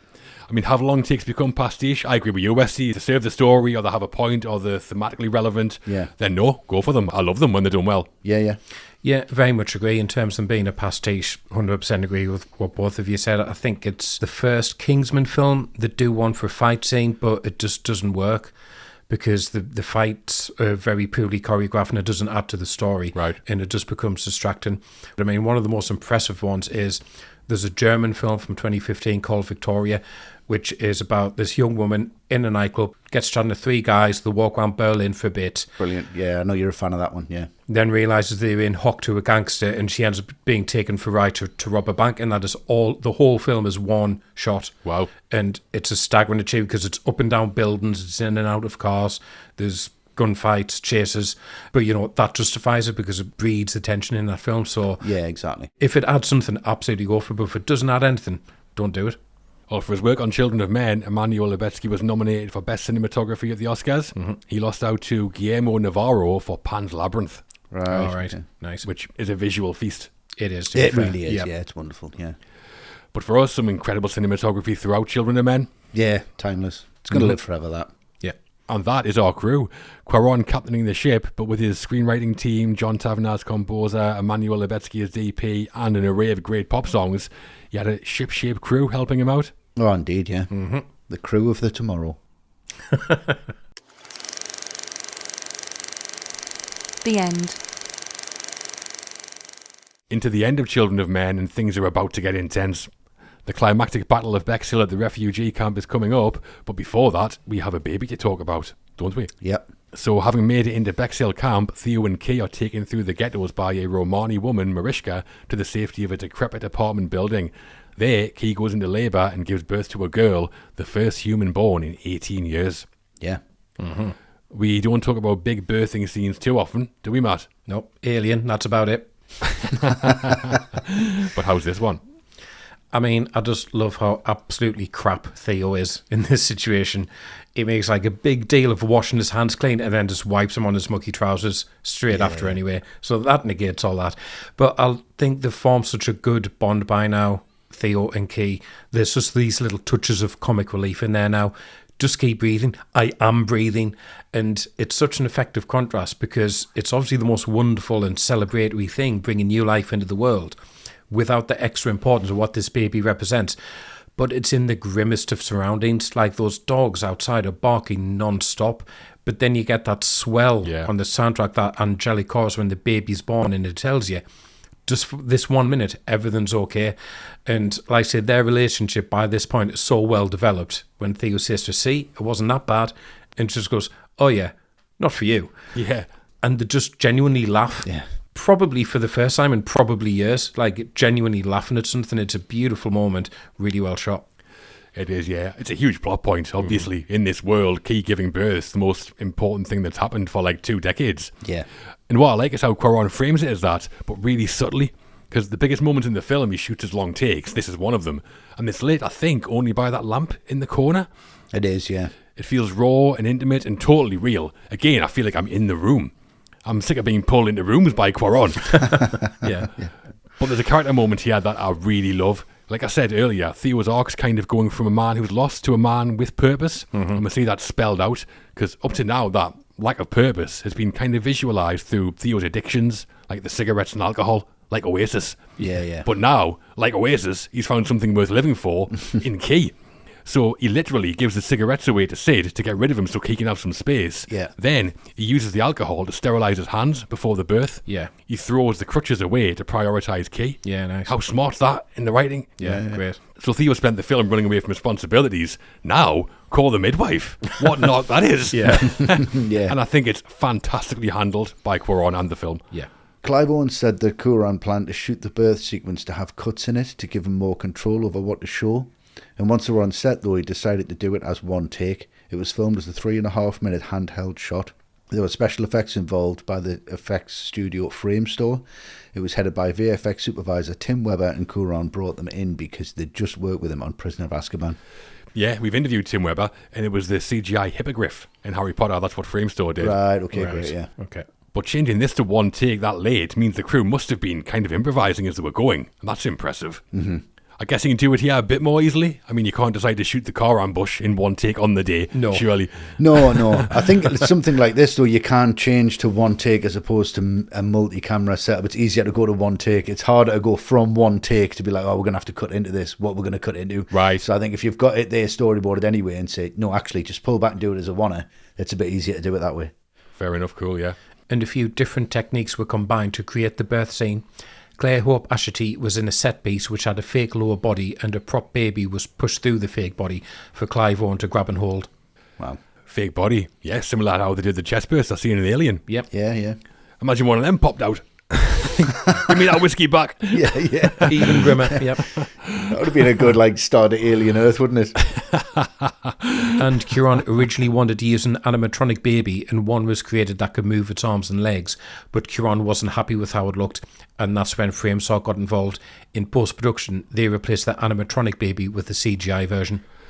That and the other things in it as well, like when you can see the character's breath to make it look freezing cold, that's all digital. Yeah. And Tim Weber said at one of the screenings, an audience member asked him if they'd filmed somebody giving birth for real. Oh, wow. Right.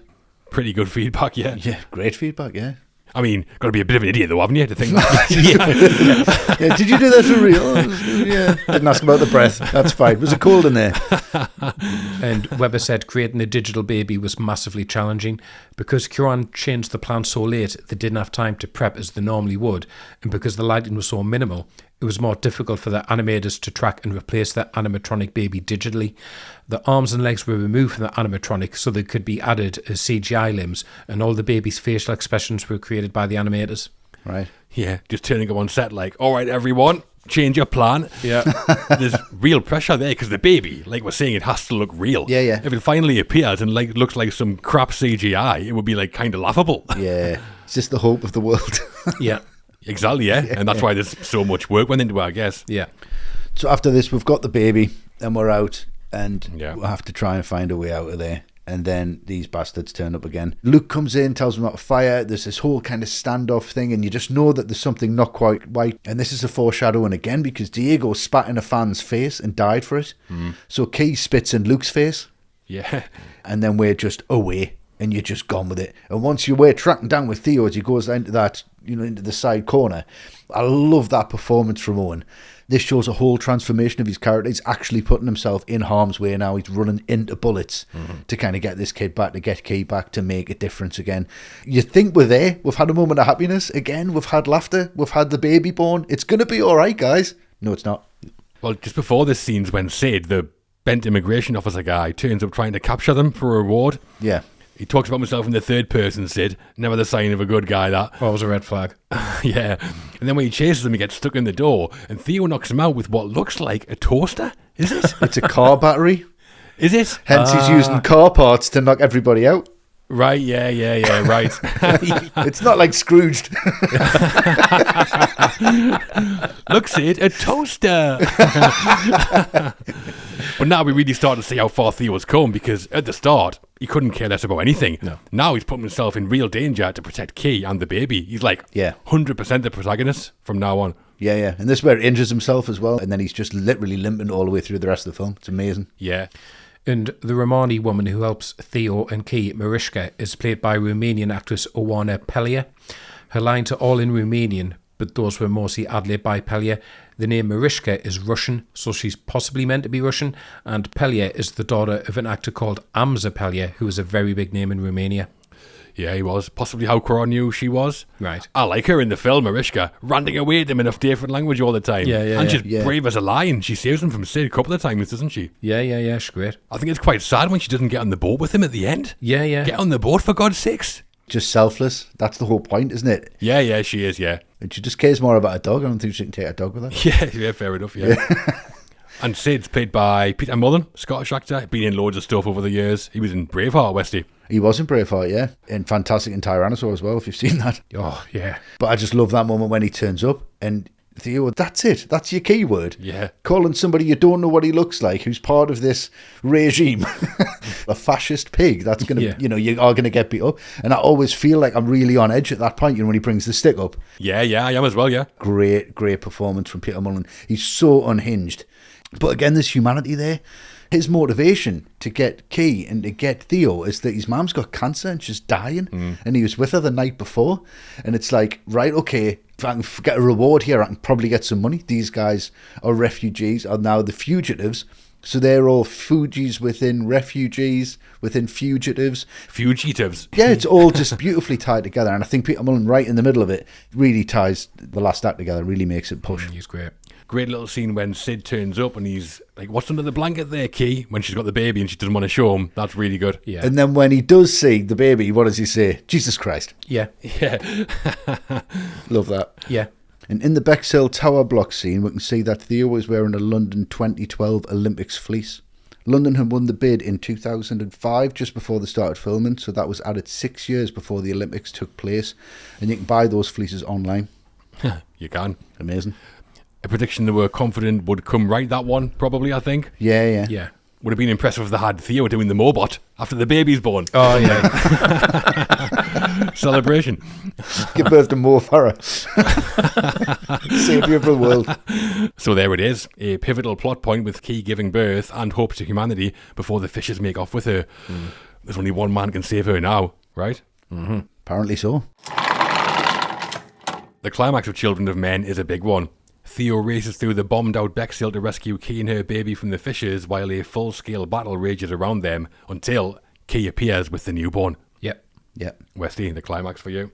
I mean, he has probably, apart from the ambush sequence, the sequence that Children of Men is known for. And I think it's just an incredible sequence. The amount of choreography involved in this, there's explosions, there's people firing rockets out of windows, people getting gunned down. It's just this real scramble for this prize at the end.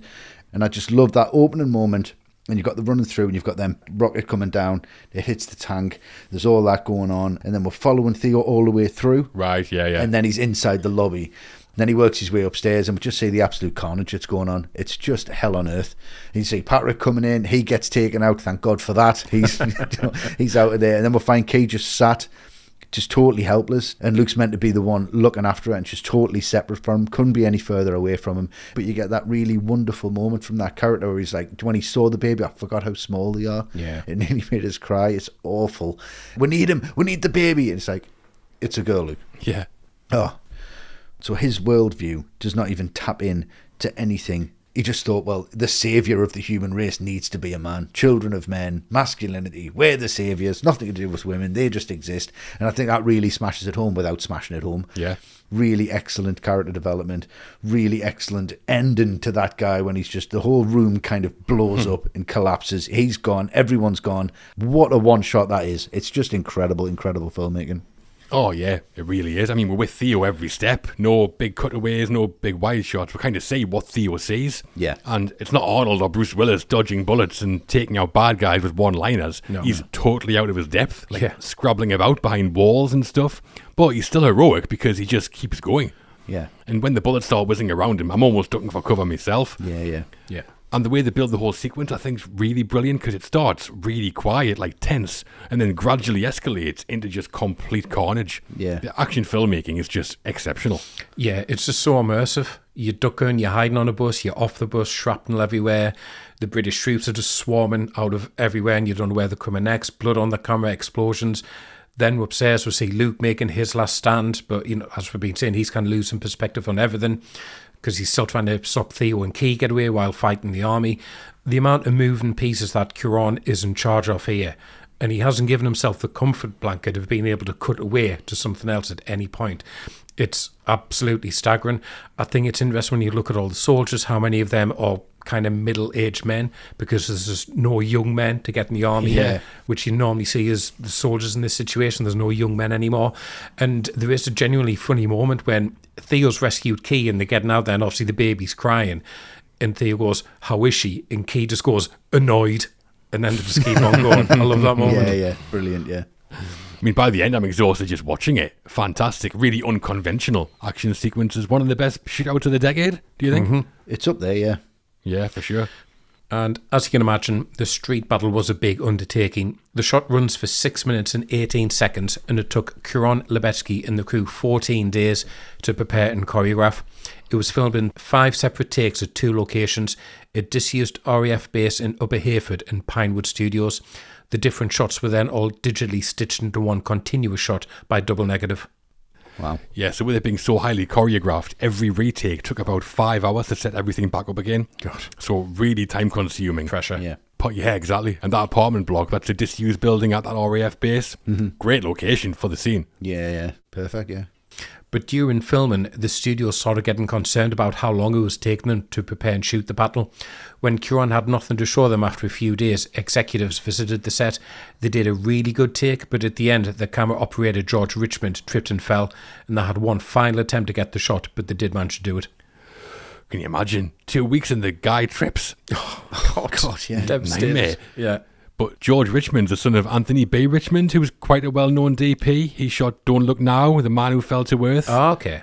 and Legally Blonde. Legally Blonde, yeah. Highlight, obviously. Yeah. There's a moment in the sequence where some blood splatters on the camera lens. Cuarón saw it happen and shouted, "Cut," but he was drowned out by the sound of the explosion, so the crew kept going. Cuarón wasn't sure about it, but Lubezki convinced him to keep it in. And there's also a bit, I think, where you can notice the cut when he goes into the building and they use the darkness to kind of mask it, I think. And then from there, to continue that, to make it look a little bit more believable, they take the blood splatter and exactly the location of where that is on the lens. And I think they put that on again digitally. They put that on with CGI. And then it slowly fades away if you watch it again. First couple of times I watched it, I was thinking, that blood should stay on the lens. Where's the blood gone? Yeah, if you watch it, just really slowly fades away, and there's so much going on that you don't realise. Right. Very, very clever way to convince the audience that it is continuous. Yeah, it is really clever. And Cuarón said that when they got the blood on the lens, it wasn't planned and he was gutted. But then Chivo started dancing and he said, "It's a miracle." So they kept it in. Amazing. I'll remember that. I'll see if that works next time I fuck up. So now we get probably one of the most... Well, it's just an amazing sequence. Really profound sequence. Yeah. When everything just starts to stop. Like I said, that's all you want to happen. And it just, and people start hearing the baby, they see the baby, and everyone from every walk of life, no matter what they're fighting, no matter what they're doing, no matter what they believe in, stops. It's like the second coming. Everybody's just floored by it. And what I love about this is that it's not like the end of Mother. God. Which it could have been. Everyone trying to snatch the baby, Kate just completely alone, him having to sacrifice himself. Could have been written that way, where there's just this panic. But there's not. There's this just calm. It's absolute unity in good, unity in hope, unity in faith. We see Thomas from the farm earlier on, he lowers his gun. Then the army turn up, and it's just, no, ceasefire, everyone stop, everybody standing together. Because the baby just represents hope. And there's some people praying, there's some people showing what they believe in. All these different beliefs are covered, all these different walks of life are covered. But this is human nature. Even when you have the answer, people ignore the answer and they want to destroy things, not to nurture, not to create. And that's all pivotal in this one scene. Because there's a baby there, the problem can be fixed. And that's what the film's saying. We're not happy until we're extinct. Yeah. It's great as well because earlier Luke justifies taking the baby by saying the newborn will not bring peace. And then here, that's literally exactly what it does. Exactly what it does, yeah. The humanity in people does still exist, maybe. And the way it's put together is great. No music. The camera follows Theo and Key down the stairs, through the corridors, out through the street. And the silence spreads like a wave. This definitely has a religious feel to it. Yeah. And I mean, it doesn't last. They all start shooting again almost immediately. But just for a second, there is hope. Yeah. And that's the point, I think. Key's brought hope back, not just to Theo, but to everyone. And what I really love about it as well, any other filmmaker would have a reason for that to start again. Like it would be Luke, like we cut on him going, "No, I'm not letting you get away with this," and then throw it and it would start again. All the tropes for you, Westy. I know, but it's so easy to fall into the tropes here though, isn't it? No, absolutely, yeah. So easy to fall into that because you've seen it that many times. So it's, again, a really brilliant way to do it. It is really good. Yeah, I mean, Westy said he's glad it wasn't like the end of Mother. I'm glad it wasn't like the bit in Shawshank when Andy plays this song through the speakers and all the prisoners are just like Yeah, dumbstruck. Because, it works really well there, but it could be a little bit over the top Yeah. if they try to do it similarly. I love how there's a different reaction from everyone. I mean, some people are really emotional, probably because it's the first baby they've seen in absolute years. Some of the younger guys out there are just dumbstruck because it's the first time they've ever seen a baby and they don't know how to react to it. Yeah. But again, for me, what you've been saying, the most realistic thing of all, it'll last for about 30 seconds and then someone starts shooting again. Yeah. Because children of men, nature of men. Nice. It's not the end of the film, though. We go straight into the denouement. Mm-hmm. Mariska leads Theo and Key to a boat. Theo rows Key out to sea, and the human project ship to tomorrow appears from the mist. Yes. How's this for an ending, Westy? I mean, it's great because we see Mariska is just that pure force of good. Again, that just ties into Miriam, it ties into Jasper, it ties into everyone who's helped them, who has a conscience and has a faith, and they believe the faith is going to save them ultimately. And I love the visuals here. I love the fact that they're just rowing into the fog and that it's uncertain. Yeah. And there's just this beacon of hope. There's just that light. And I love the fact that Theo as a character doesn't matter anymore. I think he's done exactly what he needs to do and got as far as he can possibly go. I love the fact that the blood reveal is his, because we didn't see that. It's not obvious that he's been shot. Another thing that I get, am I reaching here? Go on. Okay, Dylan is a girl. Yeah. They're looking for the tomorrow boat. We don't know what's going to happen, but the way that they find the signal and the way that they meet them is they find a boy in the sea. Right. So there's a girl and a boy and they find the boat. Does that mean that they're going to get together and it's all going to continue? Is that going to be fine? She actually shouts, the boy. Right, yeah. Am I reaching there? It might be a little bit too simple. Of course, there's a boy there, dickhead. It's the middle of it. But it might work. It might not, but I love it anyway. No, I think it's a beautiful ending. It's really understated because Theo's arc's complete. He started the film as a hopeless bureaucrat guy and he ends it by giving it all up to save humanity. Mm-hmm. I love that to this point we're not even sure if the human project exists, so their rival's huge. Yeah. I love that we don't see what happens next. I love the ambiguity, how we don't know if Theo's dead or not at the end. Yeah. That's surely taken from the end of Shane, the classic Western. Definitely. Oh, yeah, 100%. Where he rides off on his horse and we don't know if he's dead or not. Yeah. But it's so perfect here as well because Theo's arc's tied up, the narrative's tied up, and the themes are all given like a nice full stop. And visually, out at sea all alone, and the ship comes out of the mist. It's just like the perfect ending, I think. Yeah, it is, yeah. Yeah, classic ending, really. Is the hero dead? Is he alive? Is he just wounded? I love that kind of ambiguity, and it works really well here. I think the music's great, and I just really respect the fact that it doesn't tie everything up in a neat little boat. They've got key to safety. That's all anyone can hope for. It might come to nothing. It might solve nothing. But at least there's a little bit of hope now. There's definite hope, because over that last title, we've got kids' voices. Yeah. The voices are there again, because Miriam said when the voices faded, everyone's hope did. Yeah. It's literally not a film about the film. It's a film about what's going to happen next, and that's up to you.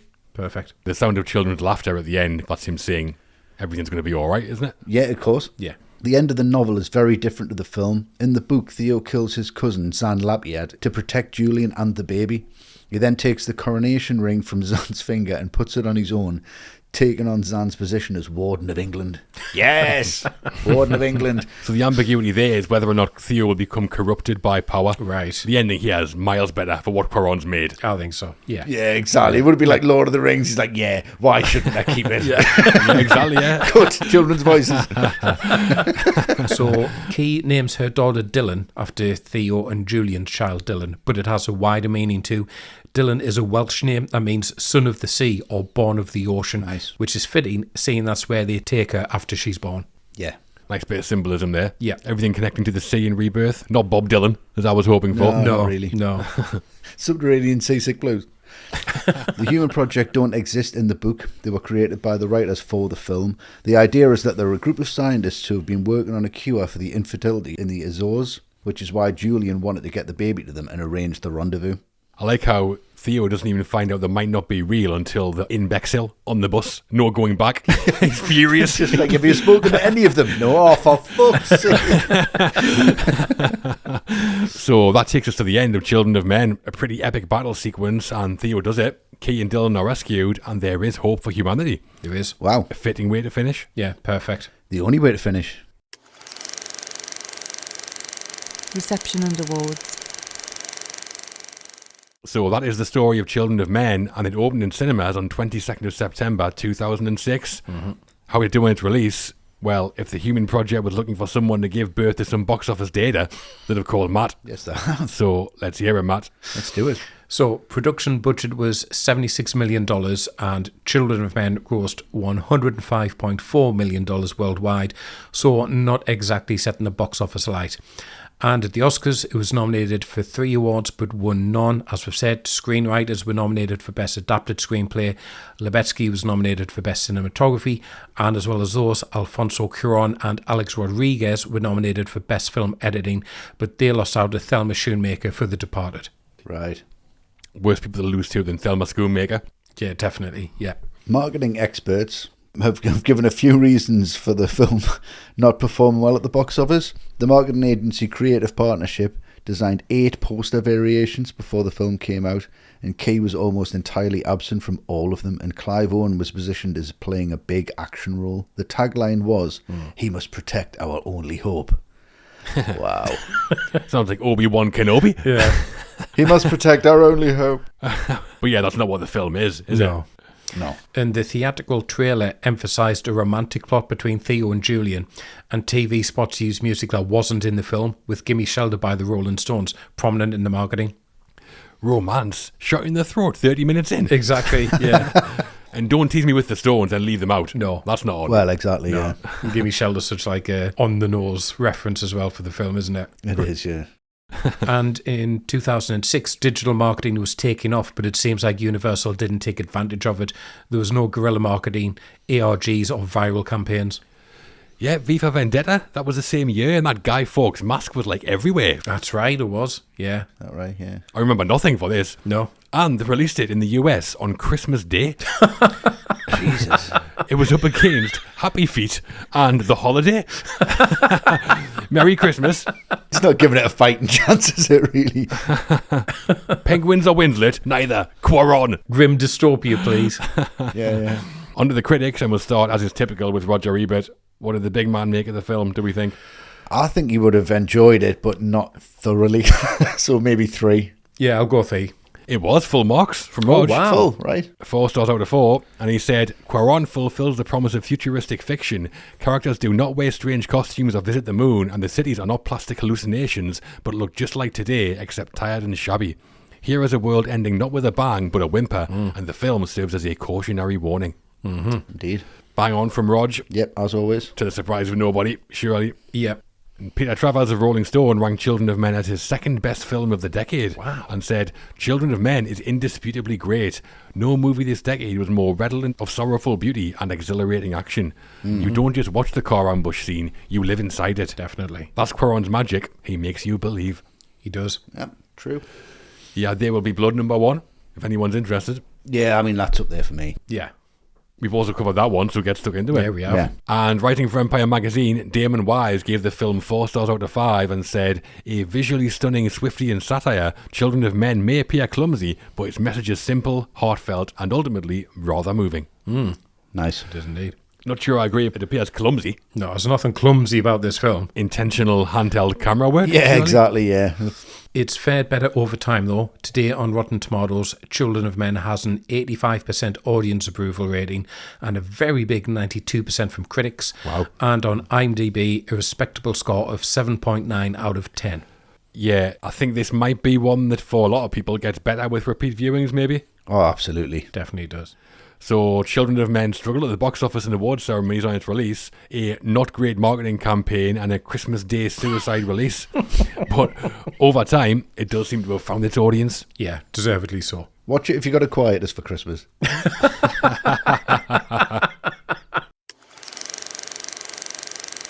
Sequels and influence. If Alfonso Cuarón wasn't up for making a Harry Potter sequel, it seems very unlikely he'd return to do Children of Men too, and that's how it played out. No sequel. Good. What about the film's influence and legacy, though? What kind of impact has Children of Men had since 2006, do we think? Westy? I think we've seen nothing but the influence of this film since that time. I think any film that's looking at a near future or a dystopian future or something that is grounded in that realistic element, I think they've taken Cuarón's lead. Noticeably, I think, in the likes of The Road, Yeah. has exactly the same kind of aesthetic, and even in different countries it's really worked. Films like The Rover, Yes. if you haven't seen that, is very, very similar in its tone and its aesthetic. It's a brilliant film, and leaning more into the sci-fi element that Cuarón didn't go into. I think you would agree with this one, John, with the likes of District 9. Yeah. Yeah. I think has a very similar tone, especially the Bex Hill vibe. Yeah, definitely. But I think the most obvious in all of this is the design, the playability, and the success of The Last of Us. Yeah. I mean, if you imagine Children of Men with zombies, Yeah. you have The Last of Us, basically. So, yeah, even though it flopped, I think it's been very, very influential to creatives. Yeah, definitely. I think it's had a big influence since it came out. I mean, before this, dystopian futures were often pretty far-fetched, like advanced technology and stuff. Children of Men did it by just taking the current world and moving it forward just slightly, a few years. I see that in Charlie Brooker in Black Mirror. Oh, in Black Mirror all the time, yeah. Filmmaking-wise, I think there was a clear influence with the long-take sequences, like Atonement by Joe Wright came out the year after this, 5-minute shot on Dunkirk Beach. Yeah. And then, like we talked about, Sam Mendes in 1917, filmmakers started doing whole films as one take, or seeming to be one take. And you won the money, Westy, because I saw an interview with Neil Druckmann, who's the head of Naughty Dog, the video game company behind The Last of Us. All right. He said this was like the major influence when they created that. Oh, wow. That idea of the beat-down adult escorting a young woman who was humanity's last hope. I just thought, like, the aesthetic of the look. I didn't think of it, like, thematically as well. That's really interesting, yeah. Yeah. I think it's became one of those films that other creators seem to study. Yeah. Yeah, I mean, I'll just add another two because I agree with everything you said and I had much the same, but I think Her, the Spike Jonze film, it's obviously very different tonally, but it has that vibe of it's set in the future, but it's not futuristic like this one. That one feels like that's only a few months away, which I think It's scary. Children of Men has that similar kind of feel, but a different tone. And a film we've mentioned already, but Mother, the Darren Aronofsky film, because the last 10 minutes of that, when that house gets invaded and the military charge in, they're putting people in cages and they're lining people up to be shot. That whole sequence to me felt very, very Children of Men. Yeah, definitely. So no sequels for Children of Men, rightly so, probably. Yeah. But in terms of influence, from Hollywood to video games to TV, Children of Men did make an impact. And unlike its box office, its legacy seems to have grown stronger. Yeah, it really has. Oh, absolutely, yeah. All the right movies ranking. And here we are, the end of Children of Men. Now it's time for our ratings, where we each score the film out of 10. Yeah. Wesley, it was your choice, so you want to lead us in your summary and score for Children of Men, please? I've got a lot of appreciation for this film, which doesn't mean I've got a lot of love for it, but I've got a lot of time for it. Yeah. I think I really appreciate the techniques here. I really appreciate what it's trying to say, and that it's so on the money. It was so right and so well thought through and so well produced. It's just an amazing piece of filmmaking, and it is just wonderfully done. And it's just something to marvel at from a visual creative. You kind of get much better than this as some real inspiration and influence. Having said that, as a cinema goer, do you get everything that you need from it? I was really moved by that as a narrative story, or is it more just about the visuals and technique? I think it's a little bit of both.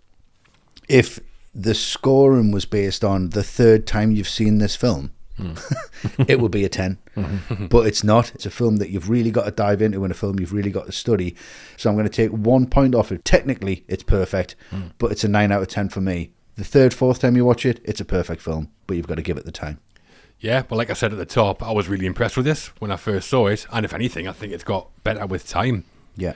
Read the book as a teenager, and that can be dangerous, judging against that, can't it? Yeah. But what I think is impressive is how much Cuarón's changed without feeling like he's betrayed the book. And he made a film that now I actually prefer to the book. I love the character writing. Theo is the personification of that theme of lost hope and finding it again. Great. Clearhope Ashity as Key is a bit of a revelation in a first major film role, I think. Right. And the technical filmmaking is just extraordinary. The long takes, the way Cuarón uses the background to build the world. I love all that documentary realism. And thematically, it became more relevant after it came out, if anything. Immigration and totalitarianism, pandemics, probably the most prescient science fiction film of the century. Yeah. So a bit of a masterclass in science fiction filmmaking to me. Intelligent, moving, thrilling when it needs to be, and massively relevant. Yeah. It's not one of my favourites, but it is superb. And it's a 9 out of 10 for me. And Matt? Yeah, I mean, this one's been such a great voyage of discovery for me. Like, I'd never dismissed this film, but like I said, I just hadn't watched it a lot. And it's not one I'd given the time it deserves to appreciate its many, many qualities. Mm-hmm. It's a perfect blend of technical wizardry, but done with heart and soul behind it. It's not just Cuarón showing off what he can do with the camera for the sake of it. He's telling a very emotional and a very relevant story at the same time. And that's what will always resonate with me going forward. And as much as I'm not ever going to be excited by Clive Owen leading this, that's not going to be the main thing anymore whenever I think about watching Children of Men. It's going to be the depth of writing. It's going to be about how terrifyingly prophetic it is. Like, and maybe for that reason, I don't know when I'll come back to this again, but I definitely will, because it's a great, great film, and I'm also giving it a 9. All the 9s. Mm-hmm. Well, unlike the world of the film, our community of ATRM patrons haven't gone quiet yet. And we also put this out there to them to get their thoughts on Children of Men. Okay. So Ian Joyner said, easily one of the best 21st century films set in Britain, hugely underrated and gets better on rewatches. Mm-hmm. The car chase, the jump start, the Bexhill siege, incredible feats of blocking and camera work, King Crimson, Battersea Power Station, and pulling Michael Caine's finger. What more do you need? 10. Fair enough. Okay, nice. What more do you need? 10. Hilton Thompson said it still holds up. Visually, the cinematography, editing and sound design is brilliant, and the story feels like the near future. But the performances, with the exception of Clay Hope Asherty, feel off for me. Right. Pam Ferris with dreads and a grungy Michael Caine, no thanks. 8. Right, okay. 2 marks obliterated by grungy Michael Caine. Yeah. Just doesn't like hair, does he? Yeah, Michael Cobain. And Oliver Betts said, Children of Men is a criminally underappreciated masterpiece. It looks and sounds the business. An absolute masterclass in one-as. Career best performances from Clive Owen and Chiwetel Ejiofor, and it's Michael Caine's last great role with a cracking Barnett to boot. Nice. It's one of the easiest 10 on 10s ever. Fair enough. Right. Michael Caine's Barnett gets a mention from everyone. Mm-hmm. So mostly very positive from our followers and patrons, and altogether they rated the film, what do you think, out of 10? Oh, it's a tough one. It's very positive, and I'm going to say a 9 as well. I'm just going to stick to my guns here. I'll go 9.5. Ooh. You're right, Westy. It was a 9 out of 10. There we go.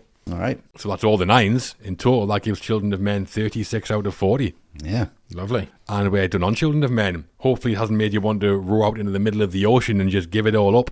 Well, not much doesn't. Yeah. I don't include you in them, Westy, because... You know the crack. Yeah. Well, next time out, clear your diary, call the fire department, because Luke, Westy and Matt are heading to the Glass Tower to take on the disaster classic that is The Towering Inferno. Yeah. Like being inside a chimney. Massive cast, massive film. Yeah. Massive tower. Massive tower. Brilliant film. Well, in the meantime, to find out more about becoming a patron, supporting what we do, and accessing our archive and all the bonus episodes, you can visit patreon.com/alltherightmovies or subscribe on Spotify, Apple Podcasts, or YouTube. Mm-hmm. So you can keep up with All the Right Movies on X, formerly Twitter, where we are at ATRightMovies. We post threads on there telling the stories behind classic films.